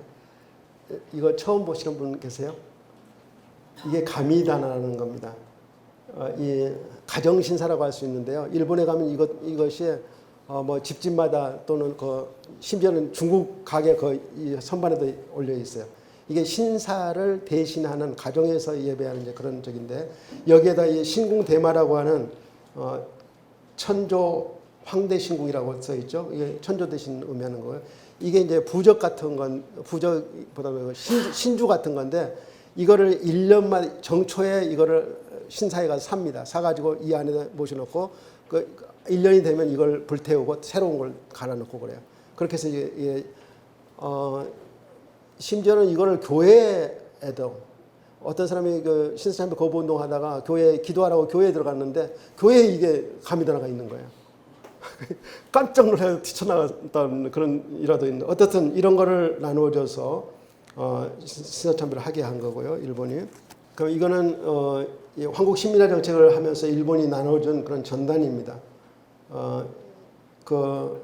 맨 이쪽에 있는 거, 저쪽에 있는 거는 한국 신민 서사라고 하는 것, 이 어른들이 외우는 거하고 학생들이 외우는 거, 이건 학생들이 외우는 건데, 이게 1937년 10월 달에 만들어졌습니다. 10월 달에 만들어져서 예배 순서에도 이걸 넣어서 외우도록. 이거 반드시 이거는 일본어로 읽어야 됩니다. 우리 조선말, 한국말로 읽으면 안 돼요. 일본어로 읽도록 하는 겁니다. 우리는 한국 신민이다. 충성으로서 국군이라는 건 이건 저기죠. 천황이죠. 군국에 보답한. 우리는 한국 신민이다. 서로 신의 협력으로서 단결을 공고히 한다. 우리는 한국 신민이다. 인고 단련력을 배양하여 황도를 선양한다. 여기 있는 거는 아침마다 궁성을 요배합시다. 모르는 한국 사람이 있을까 봐 한국말로 써준 거지. 그러고 여기 보면 또 다른 저기 보면 보기 쉬운 곳에 붙이시오. 보기 쉬운 곳. 일본 아침마다 일어나서 천황이 있는 궁성을 향해서 90도로 절하라는 겁니다. 신사참배 내지 신사에 대한 거부감은 기독교인 들어가면 있던 것은 아닙니다. 일반인들도 일제의 강요에 마지못해 신사참배를 하거나 가정에 가미다나를 설치하기까지는 하였으나 이에 대한 민족적 반감을 깊이 느끼고 있습니다. 그래서 각 가정에 모시도록 행정기관을 통해서 나누어진 신궁대마도 바로 폐기하거나 형식적으로 벽에 바풀이나 앞핀으로 붙여두는 등, 심지어는 이걸 변속관에다 이렇게 일본 놈의 귀신 해가지고 딱 꼽아놓은 그런 데도 있었다고 그래요. 그 조사를 해보니까 1944년 가을에 일제 의용단체인 국민총력 조선연맹에서 충청남도 농가를 대상으로 실태를 조사했더니 주민들이 대부분 외놈의 귀신, 일본의 귀신이라고 하는 그 표지를 달아가지고 다른 곳에 이렇게 폐기하거나 이렇게 변속관에다 꼽아놓고 그랬다고 하는 그런 보고가 있습니다. 이러한 반감 때문에 1945년 8월 해방이 되자마자 대부분의 신사들은 민간에 의해서 불타거나 파괴되었습니다. 이들 신사는 대부분 8월 15일, 16일 양일에 거쳐서 방화되고 파괴되었고, 해방 후인 8월 8일까지, 해방 후 8일 만에 136건이 이러한 일들이 일어났습니다. 일본의 철수와 함께 조선신궁을 비롯한 제가 조사하니까 1144개의 신사를 우리나라에 세웠어요. 각 면에다 면 단위로 하나씩 신사를, 일면 일사정책이라고 해서 하나의 신사를 세우는 게 목표였습니다. 일본은 목표였습니다. 근데 전라도 가는 데는 거의 그걸 달성을 했고, 다른 데는 달성하는 중에 이제 해방이 됐습니다. 이들 신궁 신사는 이 땅에 모두 사라지고 그 터는 대부분 공원이나 학교, 교회 등으로 공공상소로 이용되게 됐습니다. 이거 영락교회라든지 뭐 이런 데도 천리교 자리잖아요. 영락교회 천리교 적산이 있던 그런 자리예요. 이와 같이 신사참배 거부운동은 우상을 숭배하고 우상 숭배를 거부하고 기독교 신앙의 순수성을 지키려 하였으며 당시 일제의 억압과 회후에 굴복해서 변질된 제독권 교회의 변질을 경고하고 이에 맞서서 투쟁하였다는 점에서 교회사적으로 중요한 의미를 가지고 있을 뿐만 아니라 천황제 이데올을 중심으로 한 일본 체제를 부정하고 일제의 이른바 황민화 정책 내지 민족 말살 정책에 대한 저항적 성격을 가졌다는 점에서 민족사적으로도 큰 의의를 가지고 있습니다. 이러한 성격 때문에 일제는 신사참배 거부운동자들을 모두 민족주의자로 규정을 해서 치안유지법 또는 보안법, 불경죄들을 적용해서 탄압을 했던 것입니다. 다음으로 이제 한국 교회는 이 문제의 대응에 실패한 후에 어떻게 변질되었는가 하는 것을 말씀을 드리겠습니다. 이 덕천인과는 정인과라고 하는 장로교 목사입니다. 장로교 총회장까지 했던 목사입니다. 그런데 일본이 그 우리나라에 있던 모든 기독교계 언론들을 통폐합해가지고 1942년 4월 29일 이게 천장절이라고 해서 천황의 생일날입니다. 생일날 기독교 신문이라는 걸 창간하게 해요. 근데 이 신문을 창간한 목적이 뭐냐면 한국 기독교를 일본적 기독교로 만드는 거예요. 이제 1주년 되는 1943년 4월 28일 날 42년 4월 29일 날 창간된데 창간 1주년을 맞이하여 지금 해놓은 겁니다. 근데 거기 노란 줄 쳐놓은 거 한번 보십시오.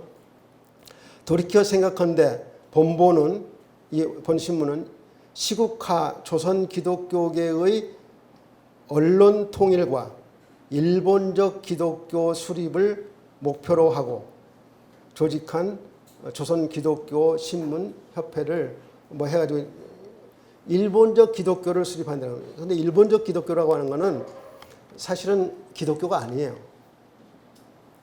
일본적 기독교에서는 그 성경에서 구약 성경을 다 없애버렸습니다. 그 설교를 못하게 했어요. 그리고 요한 계시록을 설교를 못하게 했습니다. 그리고 사복음서만 가지고 설교하라고 했습니다. 그런데 우리가 믿는 하나님이 사실은 구약에 계시된 하나님이잖아요. 그리고 신약에서 이용되는 성경이라는 게 뭐예요? 다 구약이잖아요. 그 구약을 부정하면 예수 그리스도의 아버지 하나님을 부정하는 겁니다. 그럼 그건 기독교가 아니죠.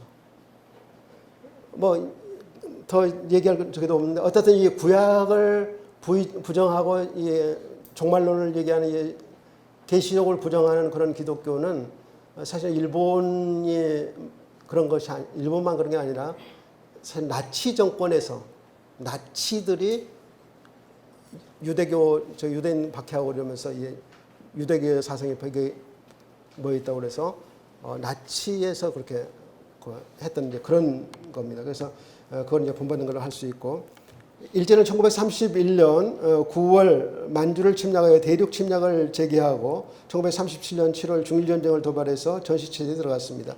이 무렵부터 일제는 종교계를 더욱 철저히 통제해서 천잡병력의 협력에 이용하고 그것에 거슬리는 종교단체나 개인에 대해서는 가차없이 탄압을 하였습니다. 행정력과 경찰력을 동원해서 각 교파를 교단으로 통폐합하고 그 교리와 의식까지 일본화시키는 그런 정책을 강력하게 실시했던 것입니다. 특별히 기독교계에 대해서는 기독교에 대한 지도 대책, 아까 말씀드렸죠. 1938년 2월 달에 경찰들이 만든 거, 일본 경찰들이 만든 그 기독교에 대한 지도 방침, 이게 기독교에 대한 지도 방침의 첫 번째 그 기본적인 것이 일본적 기독교, 모든 서구 기독교로부터 연결된 걸 끊고 일본적 기독교를 만드는 것을 기본으로 하는 겁니다. 이거는 일제 검찰들이 만든 겁니다. 기독교에 대해서는 이렇게 법령을 만들어가지고 어떤 그 정책을 만들어가지고 구체적으로 실행을 했던 겁니다. 기독교계는 일제의 일본적 기독교 수립과 교파 통폐합에도 협력을 했습니다. 1940년 기독교에 대한 지도 방침에 따라서 교회의 규범을 개혁하고 조직을 개편해서 결국은 모든 개신교 교파를 하나로 강제 통폐합해서 이용하려는 정책을 강력하게 추진했던 것입니다. 사실 일본은 일본 기독교를 1940년부터 종교단체법이 시행이 되고 그때부터 시작을 해서 1941년에는 일본 기독교단이라고 하는 하나로 만듭니다. 일본은. 그런데 우리나라에서는 이게 1945년 7월 달에야 일본 기독교 조선교단이 만들어져요. 왜 그렇겠어요? 우리나라는 그나마 교파 의식이 너무 강한 거예요. 일본이 뭐 아무리 압력을 가해도 그게 잘 통합이 안 되는 거예요. 그래서 그렇게 된 거예요.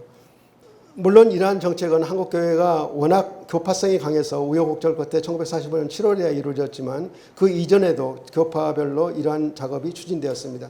장로교 총회장 김웅수는 1943년 4월 10일자 공문을 통해서 5월 4일 신문내 교회당, 이게 세문안 교회죠. 신문내 교회당에서 임시총회를 소집함을 통보했습니다. 소집 이유는 일본 기독교 조선교단 창립을 5월 5일로 예정을 하고 그것을 당해서 교단 규칙을 비준하기 위한 그런 것들을 논의한다 하는 명분이었습니다. 그러나 이 통합은 4월 2일, 1943년 4월 2일 날 감리교회와 경성노회가 연합을 해가지고 전필순 목사를 통리로 하는 조선혁신교단을 만듭니다. 이것은 나중에 한 달 만에 해산 공중분해되고 마는데요. 이 혁신교단에서 내세웠던 것이 바로 이 구약 폐기 뭐 이런 것들이 들어있는 겁니다. 출연으로 무산되고 말았습니다. 그럼에도 불구하고 김웅수는 5월 4일부터 7일까지 상치위원회를 열어서 상치위원회라는 것은 총독부가 조정하기 쉽기 위해서 총회는 1년에 한 번씩 열잖아요. 그래서 총회에서 결의하면 늦으니까 그때그때 지시하는 거 따르도록 해서 상치위원회라는 걸 언제든지 모여서 총독부 저기를 수행할 수 있는 그런 기관을 만듭니다. 상치위원회에서 총회를 불법적으로 해체하고 장로교 총회를 조선 장로교 총회를 해체한 겁니다. 해체하고 통합할 교단의 규칙을 그대로 채용을 해서 교단 규칙을 채용을 하고 일본 기독교 조선 장로교단을 설립합니다. 그리고 통합된 일본 기독교 조선 교단을 설립하면 사용하려고 했던 실천 요목, 교단이 뭘 실천해야 하는 실천 요목을 그대로 일본 기독교 조선 장로교단 실천 요목으로 발표를 합니다. 이건 매일신문에까지 보도를 해요. 교계신문뿐만 아니라. 그러나 이러한 처사에 불만을 품은 평북노회가 1944년 7월 14일 교단을 합법적으로 조직되지 않았다고 보고 총회 소속 노회를 유지하기로 결정을 합니다. 그래서 김웅순을 총회장으로 하는 총회 해소를 선언하고 불법적인 총회이므로 그 총회장을 탄핵한다는 탄핵문을 보내고 그리고 그러니까 김웅순이 총회장인 일본 기독교 조선 장로교단과 그다음에 평북노회를 하는 장로교회로 분열이 된 겁니다. 그런데 사실은 그런 분열이지만 서로 친일을 경쟁을 해요. 서로 비행기 사서 바치는 일 이런 경쟁을 합니다. 하여튼 1944년 8월 11일에 장로교단 대표 최필근, 김웅순, 평북노회 대표 김진수 그리고 동의자로서 정인과 김종대 사이에 타협안이 성립돼서 하나가 됩니다. 하나가 되다가 1945년 6월 25일 정무총감이라고 하면 총독 바로 밑에 있는 사람입니다.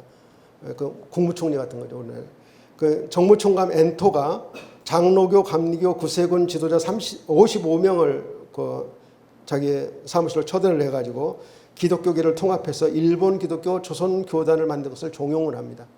그래서 사실은 일본이 지정해준 사람을 통리로 또 총무로 이렇게 해가지고 조직을 해요. 조직을 해서 8월 1일부터 이걸 출범하도록 합니다. 그래서 이걸 조직해 가던 과정에서 지방에 교구로 나누는 교구장 이런 과정에서 해방이 된 겁니다. 그래서 통리자를 장로교의 김관심 목사, 부통리를 감리교의 김웅태 목사를 지명을 하고 통리자와 부통리, 그다음에 항무국 대표가 모여서 각 지역 교구장과 임원들을 선임을 해서 1945년 8월 1일부터 시무를 하게 했습니다. 감리교 정춘수 감독도 1940년 10월 발표한 혁신안의 실천을 위해서 1941년 3월 10일에 정동 감리교회에서 정춘수 감독을 1940년 10월에 발표한 혁신안 그걸 뭐 저기를 해서 임시특별총회를 소집을 하고 여기서 새로운 교단 규칙을 제정. 이건 일본에서 제정된 교단 규칙 그대로 가져온 겁니다. 가져와서 저기 한 건데 어쨌든 그렇게 해서 기독교 조선감리회라는 명칭을 기독교 조선감리교단으로 고치고 감독도 그전에 감독이라 했던 것을 통리자로 고칩니다. 통리자로. 심지어는 목사를 교사라고 고쳤어요. 이 헌법에 보면. 목사를 교사라고 부릅니다. 감리교 안에서 내부 반발을 부딪혀서 정춘수 감독에 대한 반발이 있습니다. 반발이 있었다가 그래서 변은규 감독을 통리자로 내세웠다가 일제 경찰이 아무래도 이 정춘수 감독이 훨씬 더 자기 유용하니까 압력을 가해가지고 정춘수 감독이 계속 통리자로 이렇게 되게 됩니다. 그래서 다시 통리자로 임명된 이 정춘수 감독은 정춘수 통리자는 교단 명칭을 일본 기독교 조선 감리교단으로 바꾸고 1943년 11월 11일부로 각 교회 주관자들에게 교단 규칙 실시 통달의건이라는 공문을 보내가지고 1943년 10월 14일 일본 교단 임시총회에서 새로 제정된 그 교단 규칙, 일본 기독교 조선 감리교단 규칙을 만장일치로 가결을 해서 이때부터 이제 정춘수 감독이 친일 활동을 해갑니다. 그래서 심지어는 이 정춘수 감독 같은 경우는 교회들을 통폐합시켜 가지고 그 명단 제가 나중에 보여드리겠습니다만은 여기는 지금 찬송가를 이제 고친 그런 건데 나중에 제가 여기에 보면 구약과 묵시록을 폐지한 그리고 예배 집회를 수요 예배 집회 하지 말고 일요일도 올해 찬양 예배 있고 오전 예배 있고 찬양 예배 있잖아요. 찬양 예배 빼고 그 1시간만 그 주일 예배 1시간만 드리도록 하고 나머지는 그 국가를 위해서 뭐 저기를 하도록 뭐 이런 걸 지시하고 있는 그런 겁니다. 그리고 그거를 뭐라고 하냐면 순복음이라고. 순복음. 구약의 묵시록 구약 전서와 신약의 묵시록은 사용치 아니하고 사복음서에 기인해서 교의를 하기로 교회 주관자들에게 지시를 하고 있는 그런 공문입니다. 이거 뭐 종 바치는 거고요. 종을 걷어서 바치는 거고. 이거는 그 돈을 걷어가지고 자동차를 바치는 겁니다. 자동차하고 여기 보면 고사포도 바쳐. 고사포 기관총. 이 교회가 생명을 살리는 기관인데 사람 죽이는 살상 무기를 사서 바치는 겁니다. 이거는 이제 장로교회에서 비행기 헌납 기성회라는 걸 조직을 해가지고 여기서 돈을 모아서 해군기와 육군기를 각각 한 대씩 바치다 그러는데 여기는 해군기를 바쳐서 해군기에다 뭐라고 이름을 쓰냐면 해군기 명명식이에요. 해군기 이름이 뭡니까? 조선 장로호예요. 이 해군기는 이건 연습기입니다. 연습기인데 이게 어디에 쓰이냐면요. 일본의 가미카제 특공대. 거기에 폭탄을 싣고서 적 함정에 연합국 함정에 부딪혀가지고 자살 폭탄하는 그거예요. 그거로 쓰이는 용도로 이렇게 바칩니다. 이거는 이 김웅삼 총회장이 노예 남자 연성회라는 걸 자주 열어요. 연성회라는 걸 자주 여는데 여기서 보면은 승동교회에서 열리는데 아침에 7시 정각에 거기에 참석한 사람들을 이끌고서 조선신궁에 뛰어 올라가서 참배하고 내려와서 행사를 진행하고 뭐 시국 강연을 듣고 뭐 이런 거예요. 이건 그것도 모자라 가지고 일본에 가서 야스쿠니 신사에 참배하고 거기 있는 모든 신사 카시하라 신궁 뭐 이런 메이지 신궁 이런 데 참배하고서 기념으로 찍은 사진입니다. 이건 조선 야소교 장로회 총회 여자 대표자 연성회예요. 여자 대표자 연성회. 여기에서도 우미유가바를 부르고 일본어 국가라고 하는 우미유가를 부르고 그다음에 아침에 조선신궁에 가서 회원들이 참배하고 그리고 징병제에 대한 징병제라는 건 뭐예요?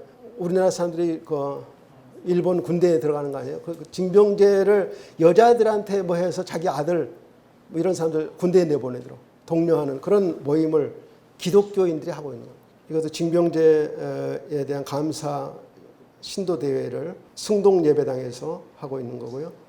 이거는 청주 제1교회에서 출정 군인 유족 위안 음악회, 일본 군대에 보낸 사람 유족을 위한 저기는 거기에 그 광단의 맨 가운데가 이제 일장기가 걸려 있죠. 일장기를 크게 해놓고 그 옆에 있는 게 뭐라고 써 있습니까? 한문으로 기정의 필승입니다. 기정의 필승. 정의가 반드시 이기도록 기도한다는 거죠. 일본이 정의고 일본은 그 2차 대전을 성전이라고 그랬어요. 거룩한 전쟁이라고 그랬어요. 일본이 이기기를 기도하고 그다음에 원문 장구 일본이 그 전승을 하고 세계로 뻗쳐나가도록 이걸 기원하는 거예요. 이렇게 뭐 교회마다 이런 깃발을 이렇게 붙여놓고서 저기를 한 거예요. 그럼 여기는 정춘수 총리가 임시특별지원병 채용제 실시를 위해서 맹활동을 해야 한다 하는 이제 그런 적인데 여기 뭐라고 하고 있냐면 가운데 일본 기독교 조선 감리교단에서도 전 조선 10만 신도를 총동원해서 이 제도, 본 제도, 임시특별지원병제도, 지원병제도의 취지를 철저케 하고 겸해서 적 영미 경멸과 사기 악양을 도하기 위해서 조선 소속 교회에 격해서 경문을 보내서 각 교회 주관자들 및 직원들이 동원시켜서 특별지원병에 나갈 사람들을 동원하라는 이런 저기를 특별지원을 권유 이런 걸 하고 있습니다. 이게 이제 감리교에서 1944년 4월 1일자 기독교 신문 이거 기독교 신문은 뭐 기독교 신문이라고 할 수가 없습니다. 이건 완전히 일본 기관지나 마찬가지입니다. 그런데 여기에서 애국기 헌납 및 교회 병합 실시에 관한 건입니다. 이 애국기를 그러니까 비행기를 사서 바치기 위해서 교회를 통폐합해가지고 세 개 교회를 하나의 교회로 모으고 나머지 2개 남는 거 팔아가지고 비행기 작업으로 헌납하는 거예요. 그 일정까지 어느 교회가 어떻게 되고 막 하는 일정까지 해서 언제까지 교회 문 닫으라 한 지시를 내리고 있는 그런 공개 공문입니다. 1944년 3월 7일자로 정춘수가 보내고 있죠. 이거는 뭐냐면 일본이 조선신궁 하나로 부족해가지고 부여에다 부여신궁을 창궁을 합니다. 그래서 지금 부여 박물관 있는 자리가 그 자리인데요. 그래서 39년부터 1940년이 2600년 일본 건국 2600년 기념이라고 그러거든요. 근데 그 저기를 해가지고 조선신궁을 했는데 여기에 그 도로 닦고 뭐 터 닦고 하는 거기에 노력봉사로 이 기독교인들을 동원을 했어요. 여기는 감리교 목사들하고 감리교 신학교 학생들을 동원해가지고 그 부여신궁을 만드는 그 터 닦으러 가서 기념사진 찍은 겁니다. 저희 여기에 지금 뭐라고 써졌는지 모르겠는데 경성교구 뭐 대표 뭐 이렇게 돼 있는데 어떤 그런 사진입니다. 그리고 이게 조선신학교 학생들은 평양 비행장 닦으러 갔었죠. 이때. 그리고 이 찬송가에 대해 조금 더 말씀을 드리면 제가 여러분들한테 나눠드리는 자료는 없습니다만은 이거는 이 총회 교육부에서 소와 18년이면 1943년입니다. 43년 5월 달에 조선예수교 장로회 총회 종교교육부에서 총무인 덕천인과 이 정인과 목사가 보낸 그런 겁니다. 보낸 건데 찬송가에서 본질 외에 국체에 불합한 구미인식 자유주의 혹은 이기주의의 잔재가 성가 중에도 적지 않이 포함되어 있다. 그래서 당국의 지도하에 거의 반년이나 세월을 두고서 이것을 수정해 왔다는 거죠. 수정해 왔는데 정오표를 만들어 가지고 줍니다. 어떤 거는 완전히 지우고 풀로 붙이고 어떤 거는 가사 중에서 이런 구절 빼고 이 구절을 이 가사를 바꾸고 하는 이제 그런 걸 하는데 거기에 또 더해서 뭐라고 하냐면 국가와 우미육가와 기타 국경절에 부를 노래들과 국민서사, 이 황국시민서사를 실어서 찬송가를 만들었다는 거예요. 그런데 여기서 이제 나중에 다른 데 발표된 그런 거, 1942년 2월 달쯤에 장로교 신보라는 게 있는데, 장로회보라는 게 있는데, 거기에 발표된 전 장을 삭제한 그런 찬송가. 이건 절대 불러서는 안 된다고 한 찬송가가 지시된 게 있는데, 그게 12개입니다. 12개인데, 이런 거예요. 그것은 신편 찬송가 써서 신편 찬송가 32장인데 이건 지금 새 찬송가는 36장입니다. 만유의 주. 당시 이름은 야만유. 지금 뭐하면 큰 영화 로신주 이거 부르지 말라는 겁니다. 그 다음에 33장인데 지금 찬송가는 25장. 예, 멸류관 들이세. 멸류관 벗어서 뭐 하는 이거 있죠. 그 다음에 지금 새 찬송가 하면 불러드리겠습니다. 옛날 거는 잘 못 되니까. 지금 33장 영광스러운 주를 보라. 그 다음에 112장 그 맑고 환한 밤중. 성탄절 노래도 못 부르네요. 만왕의 왕이 나셨다는 그거 안 된다는 거예요. 357장 믿음이 이기네. 믿음이 이 세상 이기네. 믿음이 이기면 일본 망하는 거잖아요. 그 다음에 585장 내주는 강한 성이요. 마틴 루터가 지었다는 내주는 강한 성이요. 그 다음에 70장 피난처에 있으니 하나님이 우리의 피난처라는 거예요. 피난처에 있으니 352장 십자가 군병들아. 이 군인에 관계되는 만왕의 왕, 만주의 주 이런 거 전부 지워서 못하겠습니다. 왜냐하면 천황 위에는 그런 적이 없으니까. 351장 믿는 사람들은 주의 군사네. 믿는 사람들 주의 군사. 102장 영원한 문들아 열려라. 322장 세상의 헛된 신은 버리고. 세상에 헛된 신이잖아요. 못 부르게 한 거예요. 37장 주 예수 이름 높여. 이거 주 예수 이름 높여는 왜 듣겠냐면 만유의 주라는 제목이 붙었습니다. 당시에는 만유의 주, 만유의 주, 만군의 주, 그 주의 왕의 왕, 주의 주 이런 건 전부 못 부르게 한 거예요. 자, 일제 강점기에 일제의 신사참배 강요는 한국 교회의 커다란 걸림돌이었습니다. 더욱이 일제의 신사참배 강요는 단순한 국가의식이나 종교적인 신앙의 강요만이 아니라 이른바 일본 근대 천황제 국가의 존립 기반이었던 그 천황제와 깊은 관련을 가지고 있고 대외 침략과 전쟁과도 밀접한 연관이 되어 있습니다. 그리고 이것은 세속 권력을 절대화하고 인간을 신격화해서 무력으로 우상이라고 하는 건 하나님 위에 다른 존재를 신격화하는 게 우상이거든요. 그게 무엇이든지 간에 신격화해서 무력으로 대외 침략 지배하려는 일제의 천황제 이데올로기와 깊은 관련을 가진 것입니다. 그래서 일제는 신사참배를 그 강제 실행을 통해서 천황제 이데올로기의 주입 수단으로 삼았을 뿐만 아니라 개인이나 교회가 그들의 정책에 순응하느냐 저항하느냐 하는 것을 판별하는 시금석으로 삼았습니다. 그래서 그 간단한 행위가 그들은 그렇게 중요했던 거예요. 이러한 신사참배 문제는 정치, 종교, 교육, 문화, 사상, 민족 등 아주 대단히 복잡한 문제이지만 이것을 극히 단순화시켜서 일반화시켜 본다면 결국 불의한 세속 권력과 교회와의 갈등 문제라고 집약해서 이해할 수 있습니다. 즉 교회가 세속 권력의 불의한 강요에 타협 순응하여 신앙의 본질을 왜곡시키면서까지 존립을 추구하느냐 아니면 탄압과 순교를 각오하고서라도 이에 맞서 대항하여 신앙의 본질을 지켜나가느냐 하는 것입니다. 처음부터 그런 것은 아니지만 일제의 경찰력을 동원한 조직적인 강요와 탄압에 못 이겨 결국 한국교회는 타협하고 순응하는 길을 택했습니다. 그럼에도 불구하고 순교를 각오하고 이를 거부하고 저항한 신앙의 용사들이 많이 있었습니다. 잘 알려져 있는 대로 신사참배를 거부로 인해서 투옥된 사람은 대략 2,000여 명쯤 되고 200여 개의 교회가 폐쇄됐습니다. 이건 잘못됐습니다. 200여 개가 아니라 훨씬 더 많습니다. 성결교회만 하더라도 200여 개가 됩니다. 폐쇄됐으면 50여 명이 순교하였다고 합니다. 저는 그 순교자들 가운데 31명을 제가 언제 돌아가시고 정말 이것 때문에 했다는 것을 확인할 수 있었습니다. 성서에 따르면 교회는 그리스도를 머리로 하는 그리스도의 몸이요 예수 그리스도를 믿고 죄를 용서받은 죄인들의 공동체입니다. 그리고 교회는 완성된 것이 아니라 완성되어 가는 것입니다. 이 점은 한국 교회도 다르지 않습니다. 교회는 그리스도의 몸이기 때문에 거룩성을 그 본질로 하지만 용서받은 죄인들의 공동체이기 때문에 역사와 현실에서 자주 오류를 범하고 잘못에 빠지기도 합니다.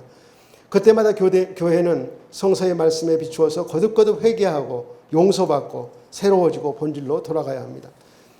교회가 오류를 범하고 잘못을 빠지는 것은 교인들이 영적으로 깨어있지 못하고 나약하기 때문입니다. 가톨릭 교황 요한 바오로 2세는 1994년 11월 10일자로 2000년 서기 2000년을 앞두고서 2000년 희년을 준비에 관해서 주교들과 성직자들 그리고 평신도들에게 보내는 교서에서 이렇게 말하고 있습니다. 교회는 자기 자녀들이 참회를 통하여 과거의 과오와 불충한 사례들, 한구치 못한 자세와 구태의연한 행동에서부터 자신을 정화하도록 격려받지 않고는 새로운 천년기의 문턱을 넘어설 수 없습니다. 과거의 나약함을 인정하는 것은 우리의 신앙을 강화하도록 도와주는 정직하고 용기 있는 행동입니다. 이것은 오늘날의 유혹과 도전에 직면하도록 우리를 각성시키고 이를 극복하도록 준비시키는 것입니다. 일제강점기 한국교회는 나라를 잃고 시대에 빠진 우리 민족에게 복음을 통해서 희망을 주고 각종 민족운동과 독립운동에 참가했으며 그 지도력을 양성해서 제공하는 등 민족과 역사에 많은 긍정적인 기여를 했습니다. 더욱이 일제의 신사참배 강요에 항거해서 많은 사람들이 순환을 당했고 순교자까지 배출했습니다. 그러나 일제 말기에 가혹한 일제의 탄압과 강요에 못 이겨서 우상숭배적인 신사참배를 결의 실행하고 일제의 침략 전쟁에 협력하는 등 부정적인 부일 협력을 했던 것도 사실입니다. 그런데 문제는 일반적으로 한국교회가 이러한 과거의 잘못과 오류를 그리고 나약함을 회개하거나 반성하기는커녕 그런 사실을 인정조차 하기를 꺼려해 왔다는 사실입니다. 이제라도 이런 데 대한 관심이 높아지고 있는 것은 한국교회를 위해서 다행한 일이라고 생각합니다. 1937년 7월 중일전쟁 전후한 시기부터 1945년 8월까지 일제가 패망하기까지 한국교회의 잘못과 반성해야 될 것을 재책고복을 무엇을 해야 될까 하는 것을 몇 년 전에 제가 한번 제시를 했던 적이 있습니다만 열거를 해보았습니다.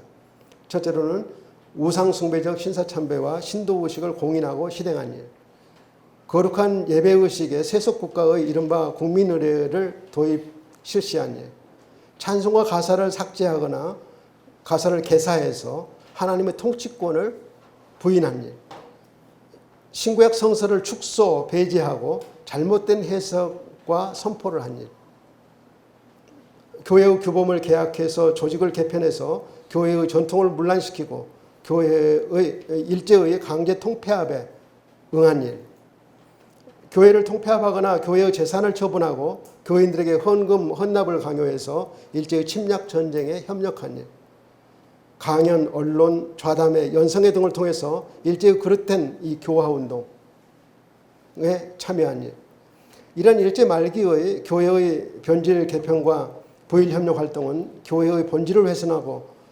당시 교인들에게도 큰 손실과 상처를 주었으면 물론 교인이 아닌 일반인들에게도 잘못된 영향을 끼쳤다는 점에서 큰 죄악을 범했다고 할 수 있습니다. 이 밖에도 부수적인 것이라고 볼 수 있지만 박해받는 성도와 형제 교회에 대해서 무관심했던 일, 불의에 대한 예언자적인 사명을 망각한 일, 이상의 모든 죄와 허물을 해방 즉시 공개적으로 회개하지 않고 지연한 일 등을 이 시기에 한국교회의 재척고백에 포함될 수 있을 것입니다. 이 시기 교계의 변질 개편과 부일 협력은 일제의 외압에 의해서 이루어진 것이 분명합니다. 그러나 어떤 이유와 명분으로든 기독교계 내부 협력자가 없었다면 이루어질 수 없는 일이었습니다. 그리고 그 협력자들은 모두가 자타가 공인하는 기독교계의 지도자들이었습니다. 물론 당시 모든 기독교계 지도자들이 일제의 협력자는 아니었지만 당시 지위를 가지고 지위를 유지했던 그런 대부분의 지도급 인사들은 자이든 타이든 간에 일제에 협력했다고 해도 과언이 아닙니다. 더욱이 이러한 협력 행위는 교회를 유지하기 위해서 어쩔 수 없이 했다고 하지만 결국은 그러한 행위가 세속 권력에 영합하고 추종해서 교회담을 상실하게 하고 교회의 사회적 공신력을 떨어뜨리게 했으며 교인들은 물론 다른 일반인들에게까지 잘못된 길로 내몰았습니다. 더욱이 이러한 교회의 행위가 기독교 이름으로 행한 일제의 침략 전쟁 행위에 대한 협력이었다는 점에서 하나님 앞에서는 물론 우리 민족과 역사 앞에서도 용서를 구해야 한다고 생각을 합니다.